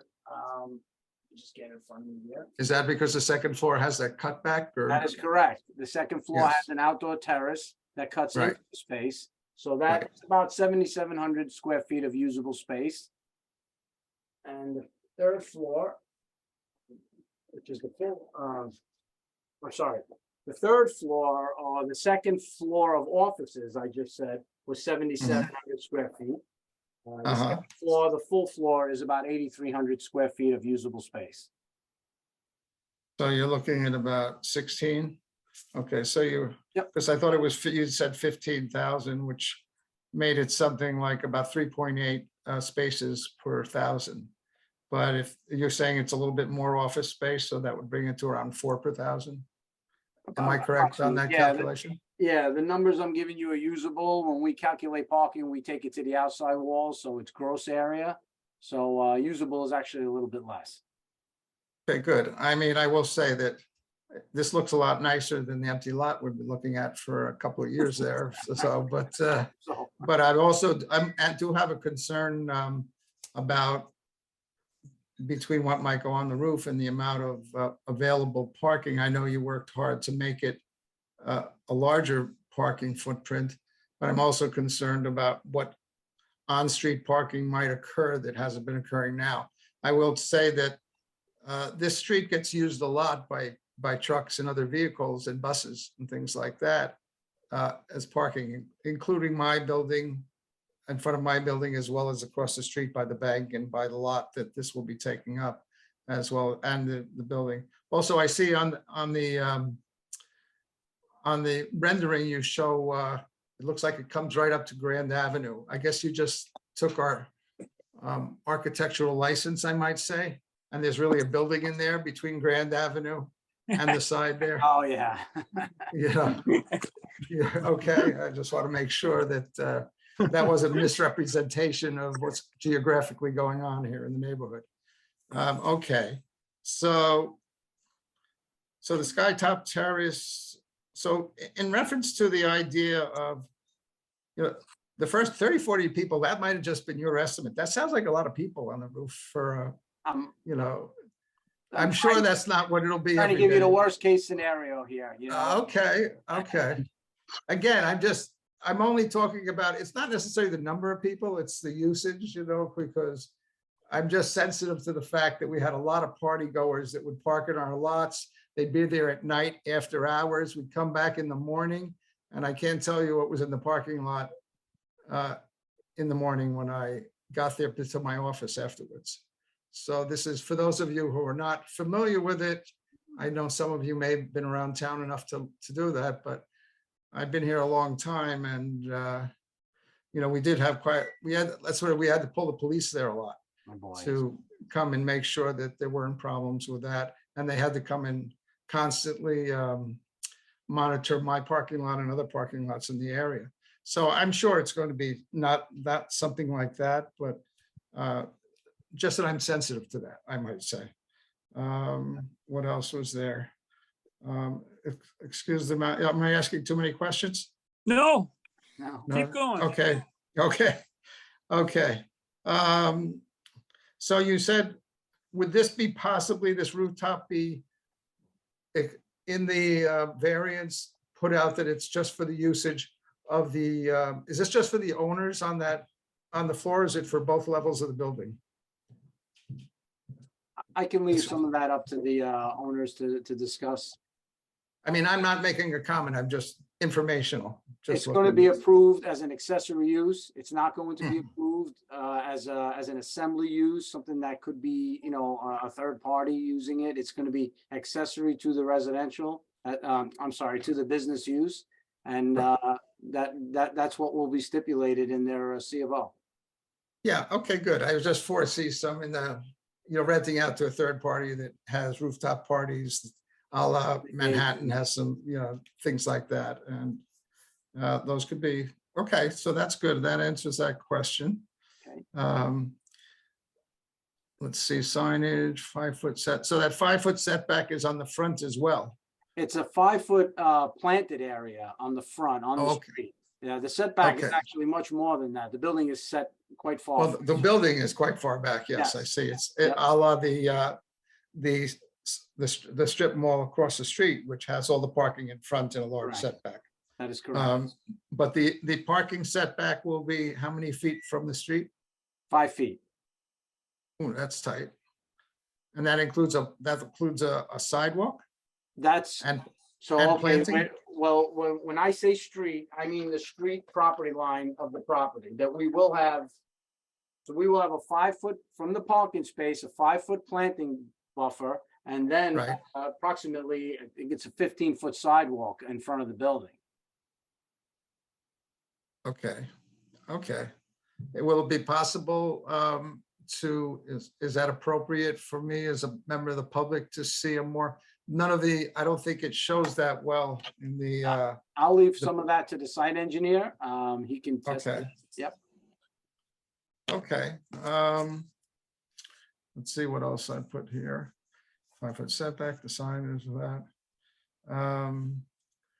Okay, and not that this affects me at all, but so this will be right up against what the setback from the bank will be also on the sides? So on either side is a 15 foot 3 inch side yard setback from their Oh, okay. property line. Yep. Yeah, that looks smaller on that artist rendering, but yeah, that sounds good. Okay, good. Good. Not that that would bother me. I'm just curious. Yeah, you Sure. did a nice job. Okay. I'd like the right to eventually be able to ask other questions if they come up as it develops, but okay, I think I'm done. Thank you, Yeah. Dr. Feller. Yes, each, as far as additional questions, the applicant, each expert will go out to the public for comment. Each expert's testimony will go out to the public for testimony, and you'll have a chance, if you desire, to ask questions of If that any- expert. Especially if anything does change or, and then the one question I did say that, the sun comes in from the south there, from Route 4. And when I heard about the extra room, I said, wow, I wonder how much of shadow that will cast on a sunny day. I guess it's just going to be that one elevator shaft, and that's it that will cast that. So that was a concern as well, but I know that that's a major part of and it actually is an interesting part of your building. Okay, thank you very much. Thanks again, Dr. Feller. Mr. Merrill, Thank you. I'm sorry, can I interrupt for 1 second? Sure. Okay, Go ahead. I have communicated here a little bit with the ownership, and I may have spoken out of line. He would like to have some of the signage to have backlighting on it. If that's an issue or not, I just wanted to express that now. I may have misspoken when I said there would not be any lighting on the signage. Well, if that's the case, I suggest that you identify which signs and will. maybe issue anything architecturally appropriate for the board to review. I will definitely do that. Okay, thank you very much. No problem. Okay, Marina, do we have anybody else in the public that cares to be heard on this architect's testimony? Let me see. Sorry, I have to promote Tom because he fell offline for a second. If anyone else from the public would like to speak, please raise your hand now or dial *9 on your phone. Okay, we do have one more person. Okay, There we go. All right, there's Dan. Yeah, Can you hi, hear my me? name's yeah. Can you hear me? Please state your name and your full name, spell your last name, and provide your address. Sure, it's Dan Landman, Landmann, and I'm also across the street, 63 Grand Ave. Okay, thank you. Just question for the second floor, is it retail or office use? Office. No reason. And then I guess, I mean, I'm supportive of the building. It looks really nice. But as far as like the approval for the top floor, will there be like a limitation? I guess somewhere along the lines of what Dr. Fowler asked about like noise levels or like occupancy or like for the top floor. 30 to 40 sounds like a party, not like an office get together. Yeah, I tried to, give it the worst case scenario. I'm thinking maybe how many employees the owner has, and if all of them went to the roof at one time. But as long as it's an accessory use to the building, it's not going to be, like I said, it's not going to be an assembly use or eating and drinking establishment or something to that effect. It's not going to need to have any, there's sound or noise transmission, things like that. If it's just going to be accessory use, that should not be an issue.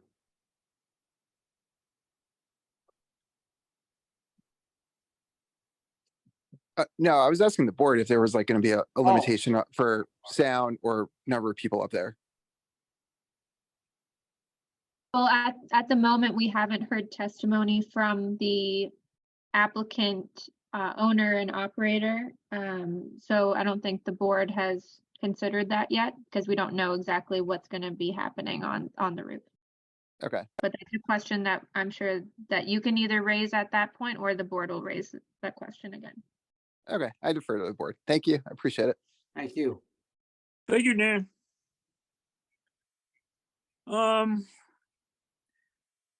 I guess let's see, where do we go now? It looks like Dr. Filer has raised his hand again. Okay, fine. File is correct. Thank you. Thank you very much. I just had one. I don't want to be confused. Is the owner of the building now, the owner of the building is also Let It Grow? Or they're just the occupant of that floor? I don't know if I had that straight. Mr. Sarlo? Yes, so I could answer that. So the developer is the applicant, that's Dark Star. Okay. And that is a single LLC membership. Paul Imperato is the single member. The property owner, actual property owner name, I actually forget offhand. Slipknot LLC. You know, a lot of developments, people take the ownership of a property in one name and the development in a second name, but Slipknot LLC is also a single LLC membership, and that is Paul Imperato. And the second floor tenant will be Let It Grow, and the sole owner and president CEO of Let It Grow is Paul Imperato. So 3 separate legal entities, all affiliated, controlled by one individual. I understand now. Okay. Okay, good. Thank you. That clarified it very well. Thank you, Doctor. Okay. I guess we're back to you, Marina, for any other public comments. I don't see anybody else, but you can raise your hand again on Zoom or *9. Final call, and doesn't look like anybody else. Okay, I guess not hearing any other public comments, we'll have a motion to close it to the public. Oh, Tom, you have a comment? Yeah, I know I'm not a member of the public, and I'm sorry if I seem too antsy here, but I just wanted to get a few words in. Before I forget, and while we have Mr. Folletti, I did get some feedback from the chief of the fire department, Chief Caridi. He had no major concerns, but he did have 2 questions for Mr. Folletti. The first would be, which Mr. Arkalian had asked, whether or not the building would be fully sprinklered or not. We haven't gotten that far yet, but if that's something that the board wants to, specify, then I don't think we would have a problem with that. All right, maybe think about that between now and the next hearing. All right. Absolutely. And question number 2 would be, are there standpipe outlets in the stairwells of all floors? Excuse me. Again, we haven't gotten that far along with our engineering, but again, if it was the board's recommendation, I'm sure we would accommodate. I'm receiving those comments as if they are recommendations. So again, Absolutely. something to think about. Absolutely. Okay. All right. I'll just run down my list of comments, not to prolong this. So it was noted that I think the zoning tables between the architectural and site plans are a little off. So again, just to confirm those discrepancies between now and then, now in the next hearing, we had the issue of improved lot coverage. I believe the front yard setback was also at issue. and the number of EV parking spaces, whether or not there were 1 and 2, and possibly the locations of those. Not major issues, but again, for confirmation purposes. Just bear with me real quick.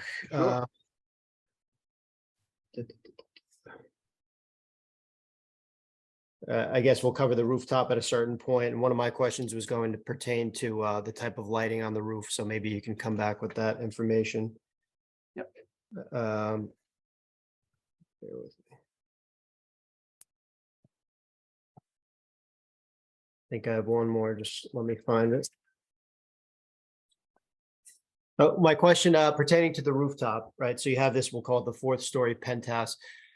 What percentage of the building footprint does that occupy? Do you have a sense of? Let's see.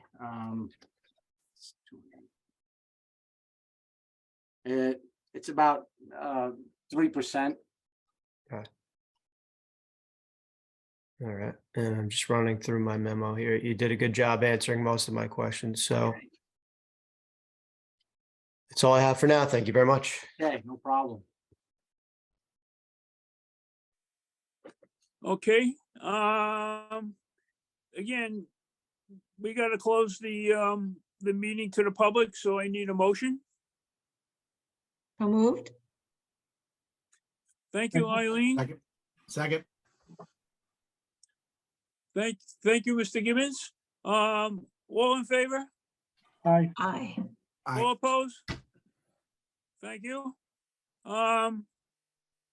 Mr. Sarlo, you have anything else from this architect, or are you gonna move on to the next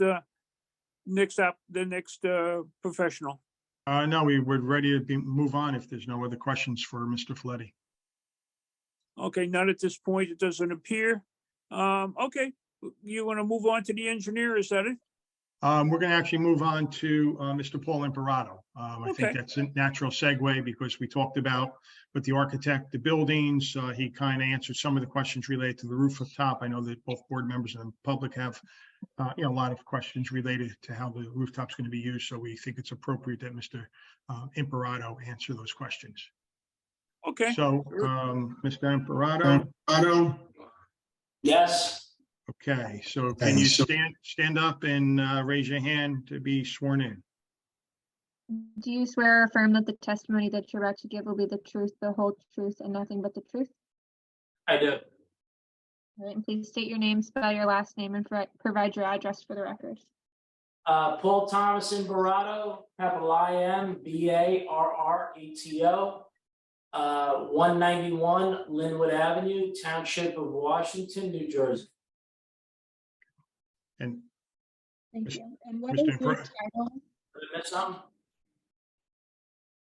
What is your title with respect to? I'm sorry, I'm CEO, founder of Let It Grow Incorporated. I'm sole owner of Dark Star Development and the sole owner of Slipknot LLC, the owner of the property. Okay. And landscape design build firm, business 37 years, building large construction projects, New York, New Jersey, Pennsylvania, Connecticut. Thank you. Okay, Paul, you could sit down. You don't have to. I like standing, but All I'll right. sit. That's fine. Okay. So, Paul, you've been on the Zoom call since the beginning. You've heard the testimony of Mr. Folletti, your architect. You heard some questions with regard to from the board members as well as the public with regard to the rooftop. So I think it's appropriate for you to provide some testimony in terms of how you intend to use the rooftop and answer the questions that at least have been put forward to date. Okay, so I'm going to be speaking out of the Let It Grow Incorporated window here. So Let It Grow was established on Park Avenue, 812 Park Avenue, 37 years ago out of my mother's garage. We've developed into a very large landscape site construction company. We have over 120 employees, 30 people in the office, and we've established a great stand here on Ackerson Street in River Edge. We purchased this property for a development move to get our office staff into one building. Right now, we're occupying 2 buildings, as you may be well aware of. We will be occupying the 2nd floor, or in this case, the 3rd floor. In this market right now, in our industry, and most industries, it's all about acquiring talent. So part of the talent and getting people out of college, to be involved with the business, you have to offer them more than just money. They want to be able to come work for a place that has a desirable place that they know that they could be at. The outdoor units, that the amenity space that we're building here is part of that. It's part of the business plan. Let It Grow is fortunate to build rooftops all over New York City. We are in the middle of building Amazon's rooftop. Amazon right now, Disney's rooftop. We finished Moynihan Station. We've built rooftops all over New York City, New Jersey, amenity spaces, residentials, Hoboken, all over the place. It is a place that's becomes an inviting area for people to work, and it gives them an extra living space, not living space, but a working space where they can then create working pods or just a place where they can establish themselves and create. That's what we're trying to create here is bringing talent into our firm, and this is where the roof component comes in. So we are moving from Atkinson Street to Johnson Avenue. And the roof space is just part of an element in this day and age, how this world has progressed, to bring in and understand that there's just an extra little part of going to work every day. We are not looking to entertain till 2 or 3 o'clock in the morning. We are looking to entertain the people that work for us. We're not looking to have late night parties. We're not looking to create a space that when the office closes, the office closes. So I just wanted to get on that element first. If you want to get into the construction and what we're planning on having up there, Charles, I guess. Yeah, Paul, there was one question with regard to the anticipated occupancy of the roof. How many you would anticipate potentially up there? So right now in Atkinson, we have 2 buildings. We're occupying just about 30 people in the office space. And so I would say there'd probably be between 30 and 35 people at Let It Grow, which we would be full occupancy on the 3rd floor, as you will. The 1st floor, the tenant space, we're looking at a professional atmosphere. So lawyers, whatever the case is, we have not really defined exactly who we're bringing in yet, but we would like to have the opportunity for the 2nd floor office space tenant to be able to utilize the occupancy of the roof. So it's an amenity space. What's an amenity space? Amenity space is somewhere where tenants or employees could utilize through the course of the day. Normal work day where they could go up and have lunch, they could go up and watch a World Cup soccer game that's at 9 o'clock in the morning, where they're not doing anything else except watching World Cup, all of the above. So that's what we're looking to achieve. We're trying to create an atmosphere to bring people into the workspace, which is in what everybody else is doing around us.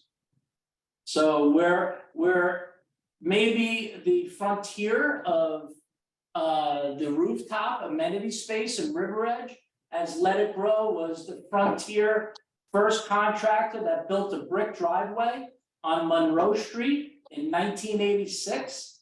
The first driveway in River Edge. We may be the Frontier of building a rooftop amenity space, but this is what is going on here, and this is what we would like to bring into River Edge. And we would like all of you to have this opportunity with us in River Edge. Paul, can you explain a little bit about, what would be up there? Is it chairs, tables? Any other type of amenities? What's that? We could put it up as far. So may I have permission to put a rendered roof plan that we have and share them with the audience? Yes, we can show it for informational purposes, Paul.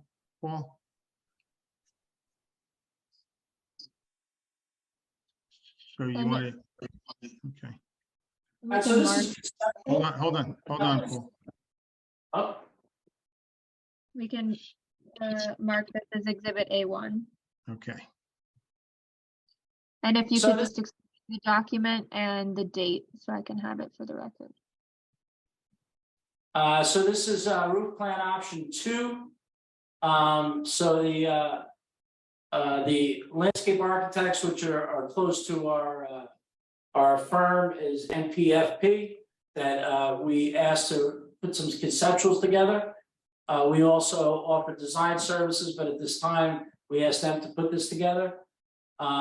So pretty much. Paul, is there a date on that, just for the record? There's no date on this. I think it was part of the plan, not this rendered plan, but it was part of package that was submitted to the town, which is, what's the date? What's the date? 3/17. 3/17, This was St. Patrick's Day. supplementary to that. So, as you will see, there's an outdoor conference tables with umbrellas. So it gives an opportunity for employees to get out of their office, to get upstairs, to feel the comfortability of the outdoors. There's an outdoor lounge area where people could sit down, have lunch. They could possibly watch a game, watch the news. There's an outdoor lounge area as well, another outdoor lounge area. So there's a couple of lounge areas. And then there's outdoor lounge areas and gaming area and TV media wall at back trellis and bulkhead. So it's basically another space where people could come up and feel just be able to feel that they're not just consolidated in an office space, that they could go up and as we all know, that it's very important to get out of your office, walk around and feel nature. So the outdoor amenity spaces are provided these days to create a different type of establishment for people that want to come to work and enjoy their space. And that is really the sole idea and purpose for here, for this property at 335 Johnson Avenue. And it's for both tenants. If we have multiple tenants on the first floor, if we have single tenant on our floor, which we are planning on occupying, this is just for the sole use of the occupants of 335 Johnson Avenue. Thank you, Paul. I have no further questions of Mr. Imparato at this point in time. If the board members have questions. Yeah, okay, so board members, now's your time to ask Mr. Imparato about the rooftop. This time we'll start with Michael Craig. Okay, one or two questions. One, on the drawing, there's an area noted as lounge and gaming area. Can you describe what that means as far as gaming? foosball, cornhole, maybe Rummy 500. Okay. It's it's nothing more than something that would be part of camaraderie in an office. Okay. All right. And then there's a media type of center there, I think television, media wall. As far as audio for that, what are you considering?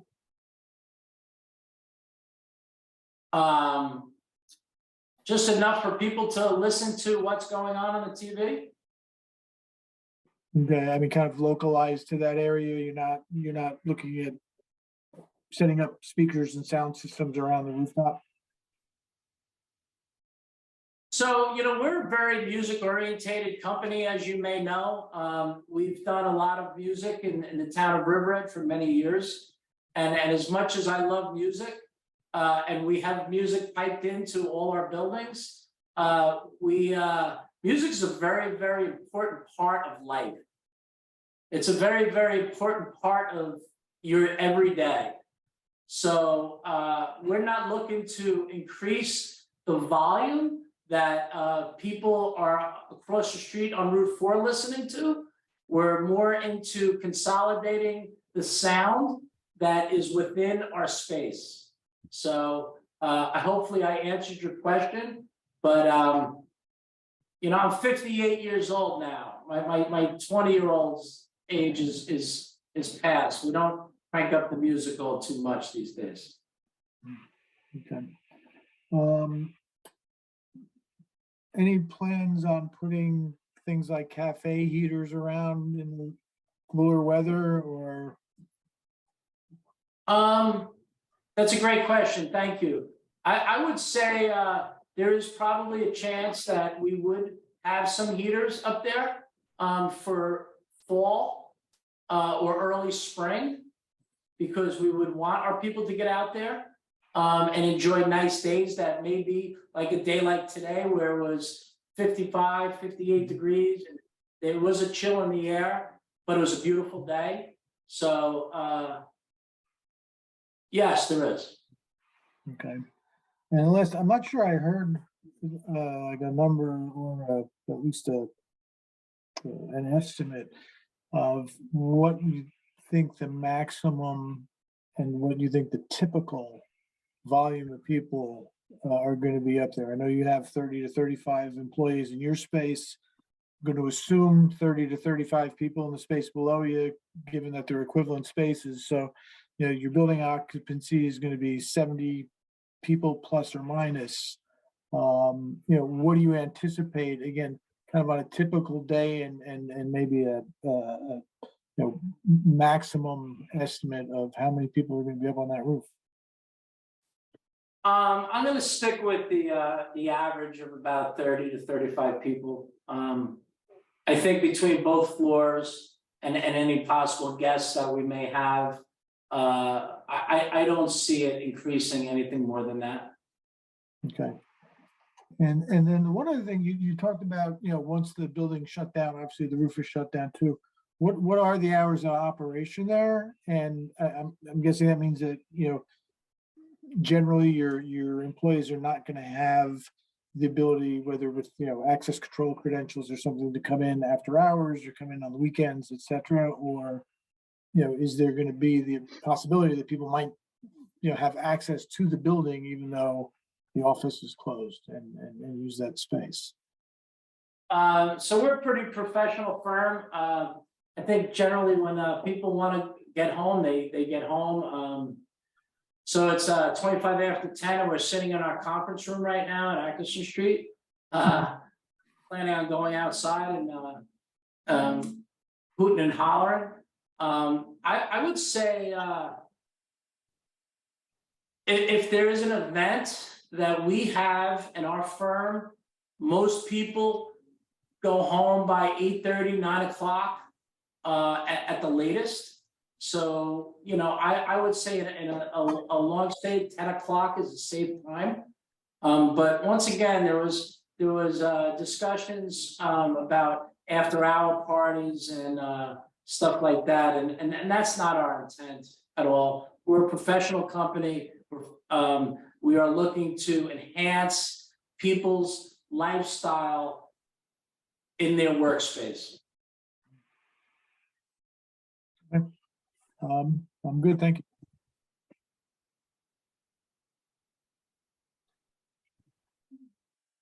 That's it, Mr. Craig? That's it, I'm good, thank you. Thank you. Ryan Gibbons, you had some questions on the rooftop? Well, Mr. Craig beat me to much of it. I did just want to ask one question. It mentions a kitchen on the roof. Is that an actual cooking kitchen, or is that just kind of like an eating area for lunch? There'll be a barbecue. I'm sorry. There'll be a barbecue with a refrigerator and a sink. Okay. And my other concern, would be for the noise for the neighbors. It doesn't seem like that's going to be an issue, but I guess my suggestion is just something to, keep an eye on with that noise for neighbors. You don't know how much that's going to carry, to those neighbors nearby. But, I think Mr. Craig hit a couple of the points that I was going to ask about. Thank you. Okay, that's it, Mr. Gibbons. Ms. Boland, Yeah, the schematic that you showed on the rooftop didn't show any kind of HVAC units or generator. Where would they be going? So we'll give you a bird's eye view basically of the. So in that space right there, so you have the bulkhead, you have the stairs, and you have the elevator going up. So they would be right behind, which would be, I believe, south of the elevator and the stairwell. Okay, great. And my only other question would be lighting. Do you plan on putting any lighting up there? There will be soft lighting. All right, that's it.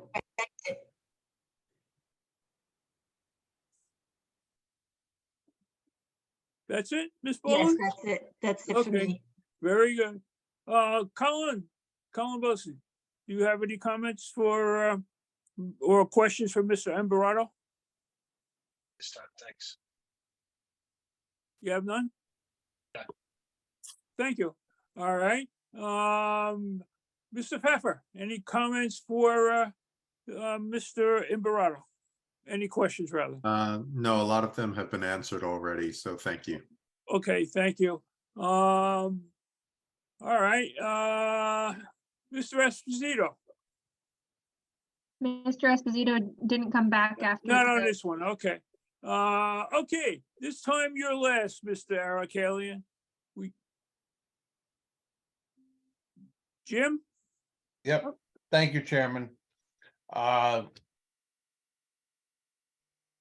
This is a whole new concept for me, for an office building. I've been doing this for the better part of 26 years, and I've never seen a private nightclub put on top of a building before.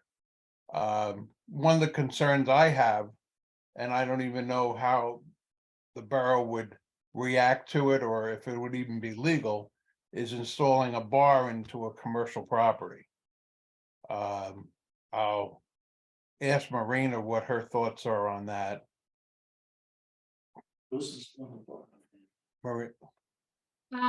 So I don't think they're going to be selling alcohol, unless I could be wrong. But I think it would just be like a wet bar in an office or. I've just never heard of it. I've never heard of a bar being installed into a private office building before. If that's the new concept, I don't know if there's any precedent that I know of in Bergen County where they have a bar installed in a office building. I don't know if Maybe Mr. Costa's a worthy Embarado. man. Rob, you want to You know of anything Again, through the about? chair. Well, I mean, if Mr. Imparato said, testified earlier that he's built a lot of these rooftops. If you got a concept from somewhere, give us the address. I personally don't know. I mean, are rooftops popular? No question. Are they popular in New York City? No question. There's a hotel in Woodridge that has a rooftop. I've never been there, but Yeah, but that's a again, licensed that's bar. on 17. I get, again, a hotel, restaurant, bar scene. Right. I'm gonna go back to I don't, Prado. quite frankly, I don't know. I'm gonna ask him if he's ever installed a bar on a rooftop of a commercial building in, let's start with Bergen County. Okay, so let's define a bar, all right? So, I'm in a conference room in River Edge, New Jersey on Atkinson Street across from Fire Company number 2. This is a conference room. In a conference room, we have a wet bar. In the building next to us, we have a lounge we call, which is a safety room, a meeting room, where we have access to beer and wine for our people that work for us. So I guess the question I would have is, Ken, have those things been approved by the town that you're in? You're including this into your plans, and you're asking us to approve it with the word bar included in your plans.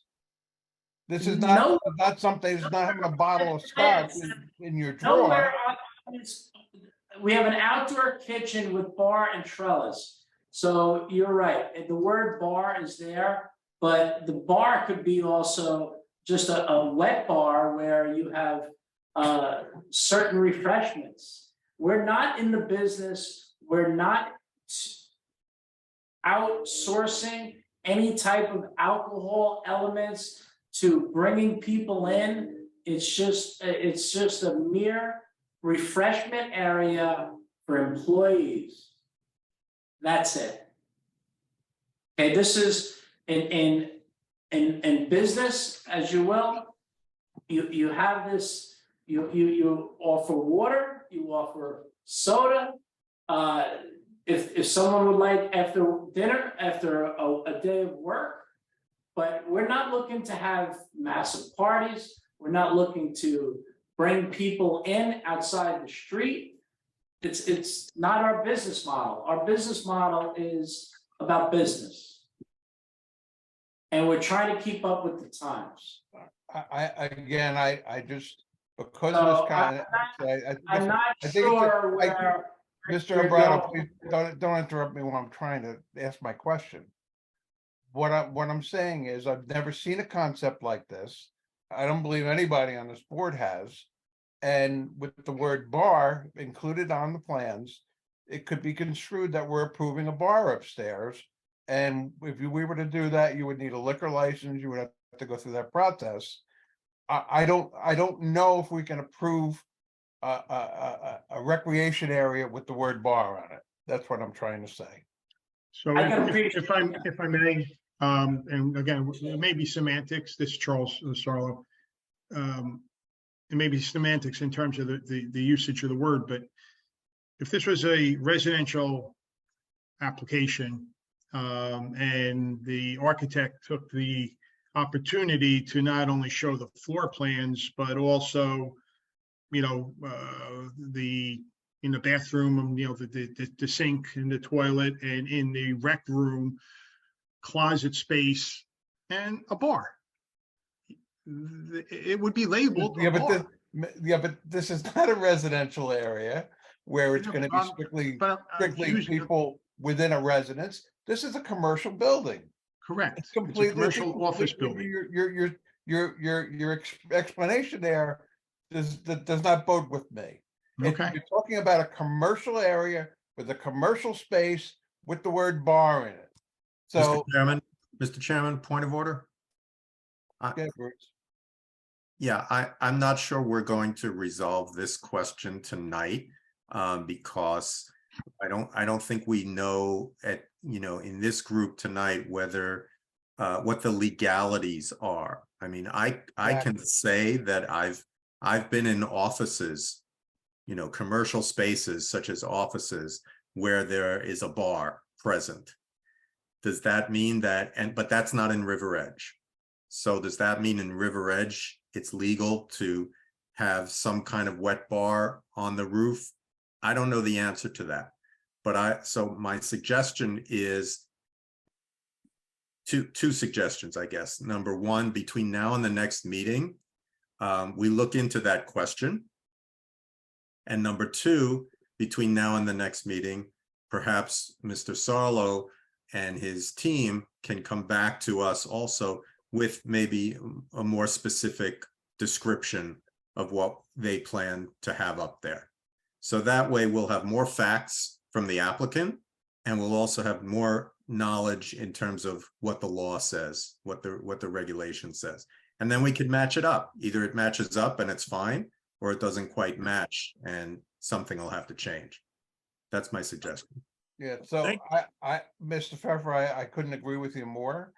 I want to make sure that if this board approves this project, that it's done within the letter of the law. That's all. I don't have a problem with fundamentally with the outdoor space. I think it looks pretty cool. I think it's a great concept and something awesome to be able to let your employees use.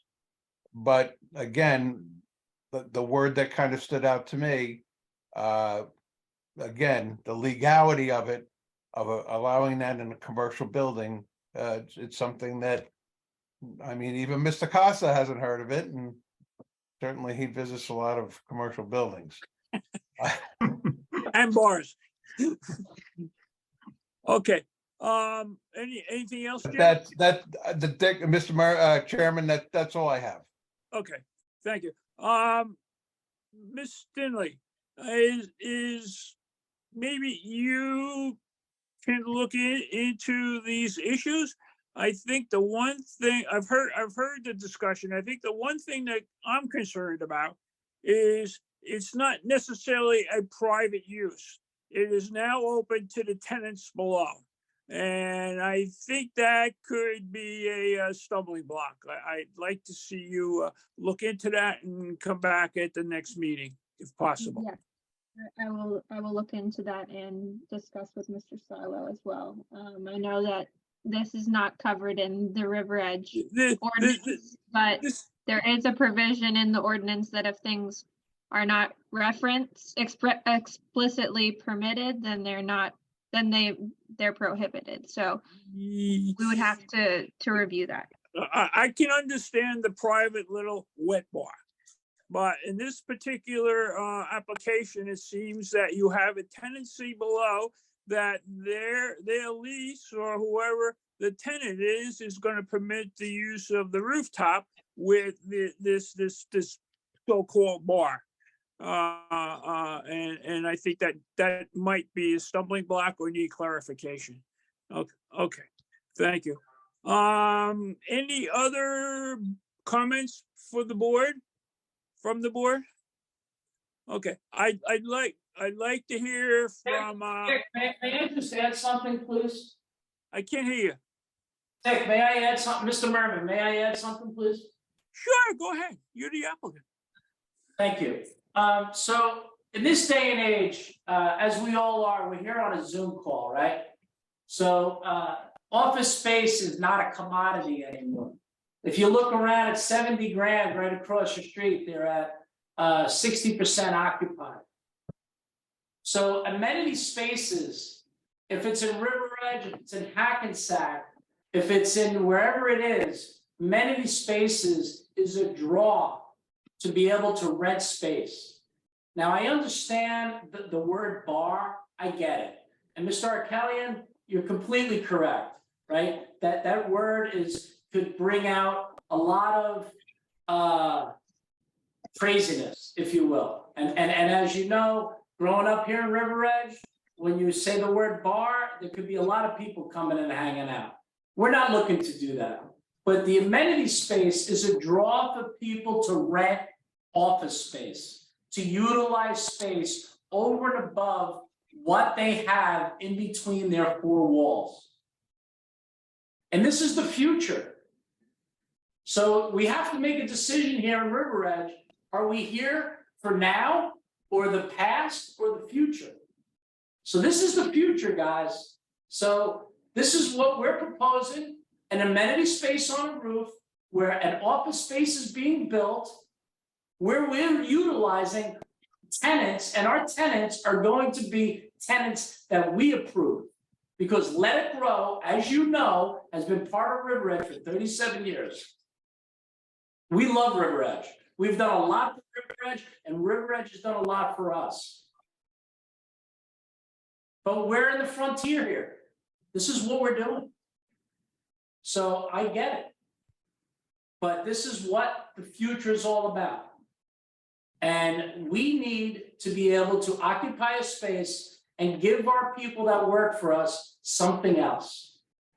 And if it's a refreshment spot, if it's a barbecue that they could go cook a burger on, if it's a little camaraderie get done on a Friday at 3 o'clock, it's a space, an alternative space for people to hang out and feel like they're part of a company.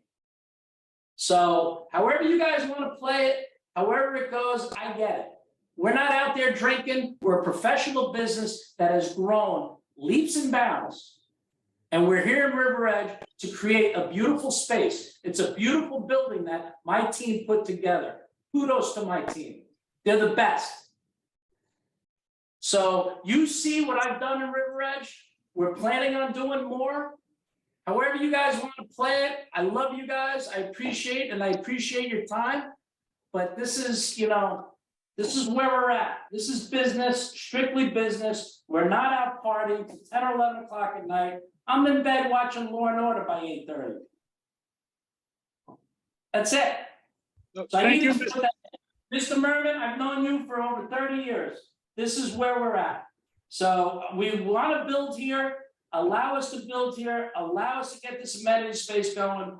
Let us get our office building going. We're ready to move out of here, and we're ready to do something else. So here we are. I needed to end with that. Thank you for your time. Thank you, Mr. Ambarato. Okay, now, Jason or even Bob Costa, do you have any comments or questions for Mr. Ambarato? Mr. Chairman, I don't think, again, I think you summed it up earlier. I think Bruce summed it up. Let the attorneys talk, see whether or not it's a permitted use. No, Tom will probably come in and say it's a D1, and then try to narrow down what exactly it is, and then the board makes a decision. no, I'm talking engineering wise, not the Yeah, question. we're not there yet, but we didn't get that far Well, yet. of Mr. Ambarato himself. No, there's, again, the only thing I would say to the board deliberated for a Yeah, a okay. lengthy amount of time on the original application on this site. All of those things should be put into this application. All the off-site drainage, all the off-site Okay. sanitary, no one paved the street. All of those things that were done painstakingly back then should be incorporated here. That would be it. Okay, I understand that. I'm just making sure there's nothing for Mr. Ambarato. Nothing whatsoever. Engineering, okay, great. All right, so, I believe every board member's been heard. Let's now open it okay, before we go out, Mr. Behrens, do you have anything else you want to add or questions for Mr. Ambarato? Maybe not a question, but a comment, I guess, given the hour. Just, Paul, you mentioned that you'd be doing soft lighting on the roof. I think it would be in everyone's interest just to nail that down, a little more specificity in terms of the lighting, et cetera. We usually try to stick around a lighting color temperature of about 3,500 Kelvin, which is the threshold, as you know, between, sort of that soft ambient yellow and white, so it doesn't become a big glowing thing on the roof. So just, again, maybe when we regroup, just to let us know what's going on up there. And then finally, based on the discussion of the usage and the labeling, if you guys maybe want to think about a better way to rephrase or, modify what you want to do that satisfies everybody, that would seem to maybe go a long way. Thank you, Tom. We're on the lighting and we will definitely change the verbiage. Absolutely. Thank you. Okay. That's it, Tom? All right, Yes. so let's go out for public questions for Mr. Imperato. We're going to need a motion for that. So moved. Second, Thank you, Mr. Gibbons, and thank you, Mr. Craig. Okay, all in favor? aye. All right, all opposed, fine, okay. All right, Marina, let's see if Mr. Feller is still around or other people that might want to question Mr. Imperato. Yes, we do. 1 second. We have Dan back. Could you just state your name again? Sure, it's Dan Landman. Thank you. Okay, Proceed. I mean, Just questions for Mr. Imperato, please. I mean, just to kind of like give you my perspective on it, I lived in New York City where there were outside bars and sound does travel. So not just like a little bit, but like pretty clearly, pretty good distances. So if you want to have a bar inside your office, I kind of see no problem with that. But having a bar outside or having a place for alcohol, to kind of summarize the concepts you said, you have over 100 people. You're going to have alcohol up there, music, lights, and a barbecue. Whereas my business is a medical business, I'm doing surgery. And if sound's traveling and you have like 100 employees and they're gathering upstairs, that could be disruptive to me. So I like your building. It looks nice. You seem like a very good guy. But there are sound engineering principles that can at least limit the sound traveling across the street. So, the architect said that there's only going to be a 4-foot like fence to keep people from falling off. You're throwing things around like because you have like foosball tables and stuff like that. It doesn't sound like it's going to be quiet. So will there be limitations on the number of people that are up there? Will there be limitations on the sound that's going to be up there, how far it can travel, and like what decibel levels? Like, will it be across the street? Because in New York City, it definitely did travel way further than across the street, like a couple blocks easily. So those are my questions about like, will there be limitations and sound engineering to limit the travel of the sound and the number of people that are up there? If you have 100 employees, 30 might be working there, but how are you going to limit things? So Dan, we're a professional business. We're not looking to have bashes on the roof, and nor does, I would say, 75% of our employees want to go home after working 12 hours. I think what you're talking about in New York City is more spaces where there are actually legitimate bars and there's legitimate music. As you mentioned, you're a surgeon, you have confines to your space, and us as a business, we don't have time to hoot and holler till late hours of the evening. We're a professional company, and as I mentioned earlier, a lot of people have seen Let It Grow start in a driveway in Park Avenue and River Edge to what we've built, and we're business. We're all about business. So I think what your context, what you're putting together right now, is two different things, right? So you're thinking about a bar with a cabaret license where there could be a lot of music and a lot of sound, where you have an office space where there's people that probably from June through the middle of August are all out of there by 3 o'clock. It'll be, if there's 2 people up there after 3 o'clock, it'll be a lot on a Friday. So we're low key people, and we're not doing this to do what you may think here, right? And that's really all I could say. In 37 years, we know our people that are here, and we're not looking to extend that. I have enough businesses. I'm not into cabaret and all of the above. Yeah, I'm not accusing you or thinking that you're going to be throwing wild ragers, but if 75% of your employees are asleep by 8 o'clock and 25% are partying after 8 o'clock, you know, that's still 25%. And I'm not talking about bars. I'm talking about, like, I lived in an apartment where there wasn't outside seating, and across the street there was outside seating where you can be outside. Sound does travel outside differently than it does inside doors. So if you're planning on having speakers and the town's planning on approving this, there's got to be some sort of limitation. If it's just for your employees and it's just for entertaining and keeping people employed in your building, that's great. You know, then I think the town should have no problem limiting the sound that can travel or the noise that it's going to make or how many people are going to be up there. So if that's what your stated situation is, and I think that's great, like, but let's have a limitation to it, because if the noise does travel across the street, if there are 100 people up there, then it's a different story. And I think, like, you know, what's your stated goal and what turns out to be, if there's a limit, then it's fine. Dan, are you working on 5 o'clock on a Friday?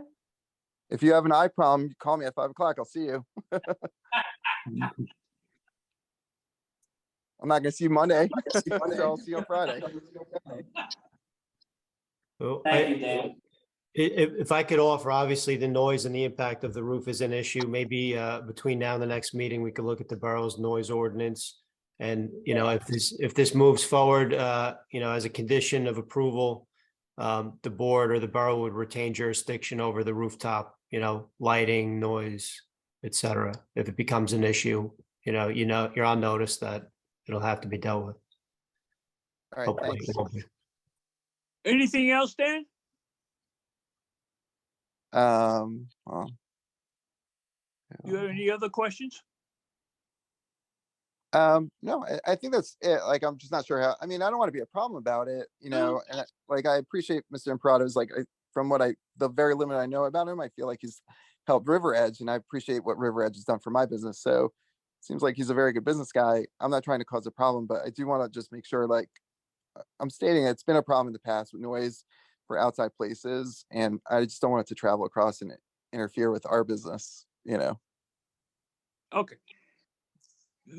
I mean, if they can engineer for the sound to not travel, great, you know, like, let's just do that.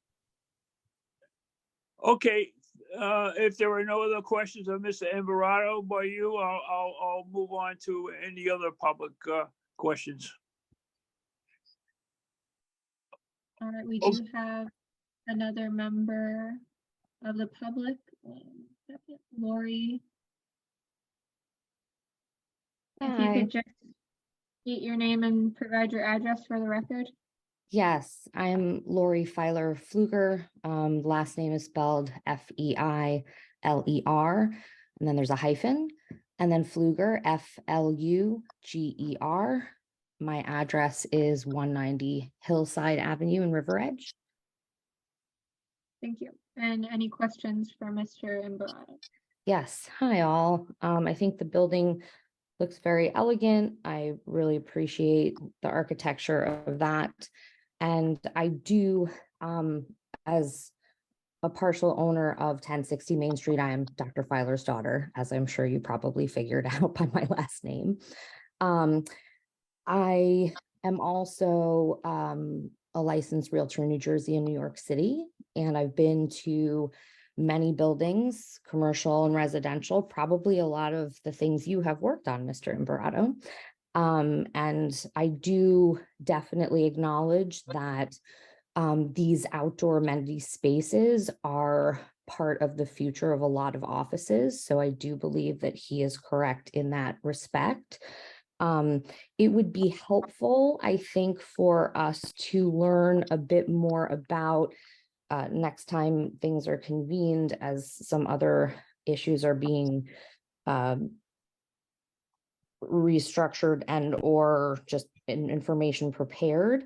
It would be helpful to understand, obviously, yes, the kitchen bar situation, but also any restrictions on a barbecue for commercial rooftop space, just in terms of fire safety and the usage of that barbecue, maintenance, because certainly those things get dirty and funky sometimes. Will there be a gas line? Will it be electric?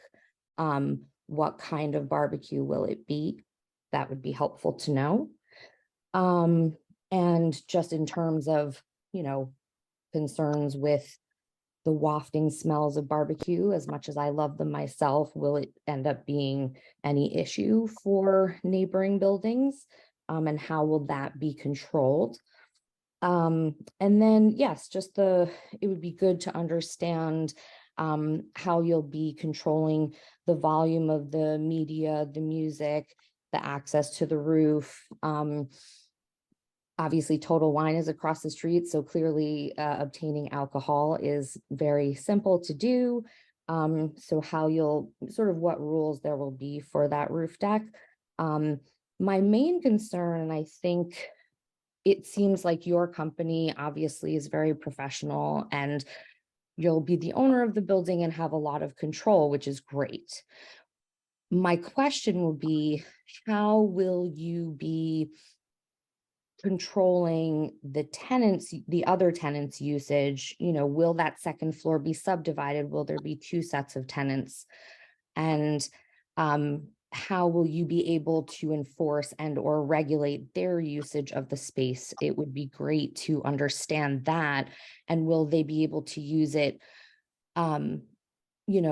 for concurrently with you guys? I presume they will. I don't think that if everyone behaves themselves and just wants a place to relax, I think it could be a very lovely thing. Just good to sort of know that there's this unknown entity, because you don't have another tenant or tenants lined up at this time. And I know that you said you will control that because you'll be bringing them in, which is great. Just it would be great to have a little bit more information on the layout of that. My other question also is, with that second floor space, do you intend to subdivide it? And if so, how many subdivisions do you foresee that would be possible? Care to respond, Mr. Embarado? Sure, is it Miss Filer or Miss Fluger? You can call me Fluger. That my husband would prefer that. Miss Fluger, how are you? So your first question in a control aspect, as you know, lawyers rule the world, right? So as we have tenants, we have leases. So our leases will be very determined on what the space is available to them and what the rules and regulations that prevail.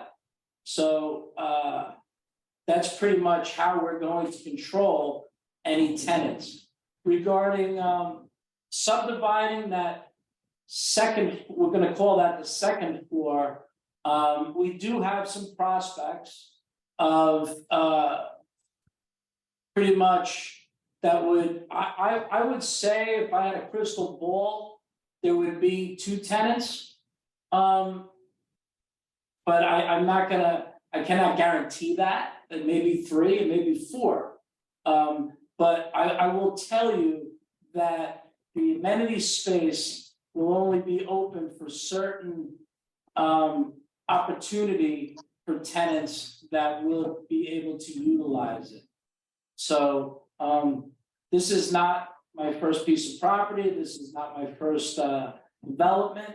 And we have multiple properties in multiple counties and towns. So we manage it very, very well as I manage my landscape construction company and the property here in River Edge. So I will tell you, it will be run very, very well. It will be very tuned up. Our sound will be in the decibels that nobody will hear it. Regarding barbecuing, we have the first Friday of every month, a barbecue at 11:30, 12 o'clock. You're welcome to join us. It's pretty much done by 12:40. And if we cook 30 burgers, that might be a lot. So that's it. Okay, thank Hope I answered all- any other questions, Mr. Luger? Now, if I'm invited, won't that increase the occupancy level? I'm kidding. Nice, I love that. Yeah, I love that. Yeah, no, I think it would just be helpful to understand those legalities that people will be looking up, so we understand the parameters around those. And again, I think there was a good question about the retaining wall, obviously, with some things like cornhole, bean bags and foosball balls, sometimes those do fly out. So not that they would fly into other buildings, but obviously, just to make sure. I know that there are some buildings that have done like these beautiful, glass walls around some parts, if that was something where the town felt it needed to be a higher structure. Anything else for Mr. Imperato?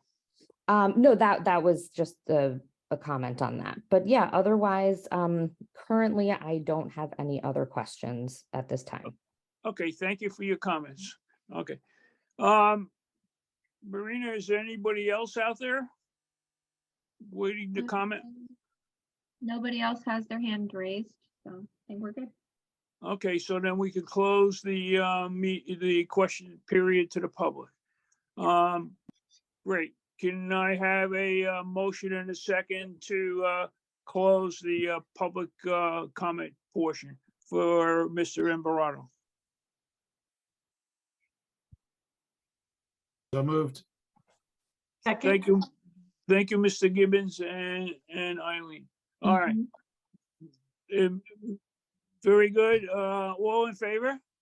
Aye. Aye. All opposed? Great. Okay, so, Mr. Sarlo, we went a little bit beyond our projected curfew, but it's important to hear everybody. And I guess that's gonna have to be it for tonight. Understood. And we Okay. appreciate the time you granted. You want to make any closing comment other than that? No, we have, You got some, just you look got for some- a date to continue. okay. So we're looking forward to seeing you and the rest of your team in 2 weeks. 2 weeks, which date would that be? Oh, let me flip the calendar. You gonna make me get up to look at the calendar? I apologize. The May 11th May 10th is the next one. May 10th, yes. May 10th. May And 10th. it also will schedule you and you can work with him as need be for that. Just be aware we. Oh, you were there, okay. We do already have another application that night. So we'll all have to be patient again. Okay, so be it. 'Tis the season, I guess. Mr. Okay, Chairman, can I make a suggestion? Maybe like we did for the Dunkin' Donuts application, maybe we can schedule a special meeting for this application, and this way we can move forward with this and hopefully come to a resolution quicker than later. Well, let's see what happens next meeting, all right? Yes, I understand your comment. I saw the list of applicants that are coming in, and it's gonna start getting pretty busy. So it's just a thought, that's all. All right, we'll keep that in mind. Thank you. All right, so maybe this is one of the better times of the night when we can, we can close the meeting and move on. So I'll entertain a motion. and if there's Mr. no- Merman, sorry, Mr. Merman, excuse me. I'll just make an announcement that the Dark Star LLC application will be for 335 Johnson Avenue, block 1405, lot 3 will be carried to the May 10th meeting, and no further notice is required.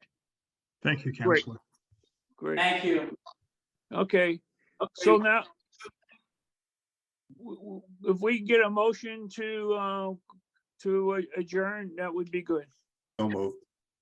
Thank you, Mr. Pfeiffer. Is Second. there great, thank you, Eileen. Okay. All right, all in favor? Aye. All opposed? I don't think there's anyone opposed at this point. Okay, good night, thank you. Good night. Night, everyone. And just a reminder, everyone fill out their financial disclosure statements and submit them. They should have gotten an email sent to you from the borough. The deadline is Sunday. Thank you. All right, thank you. Yeah, right.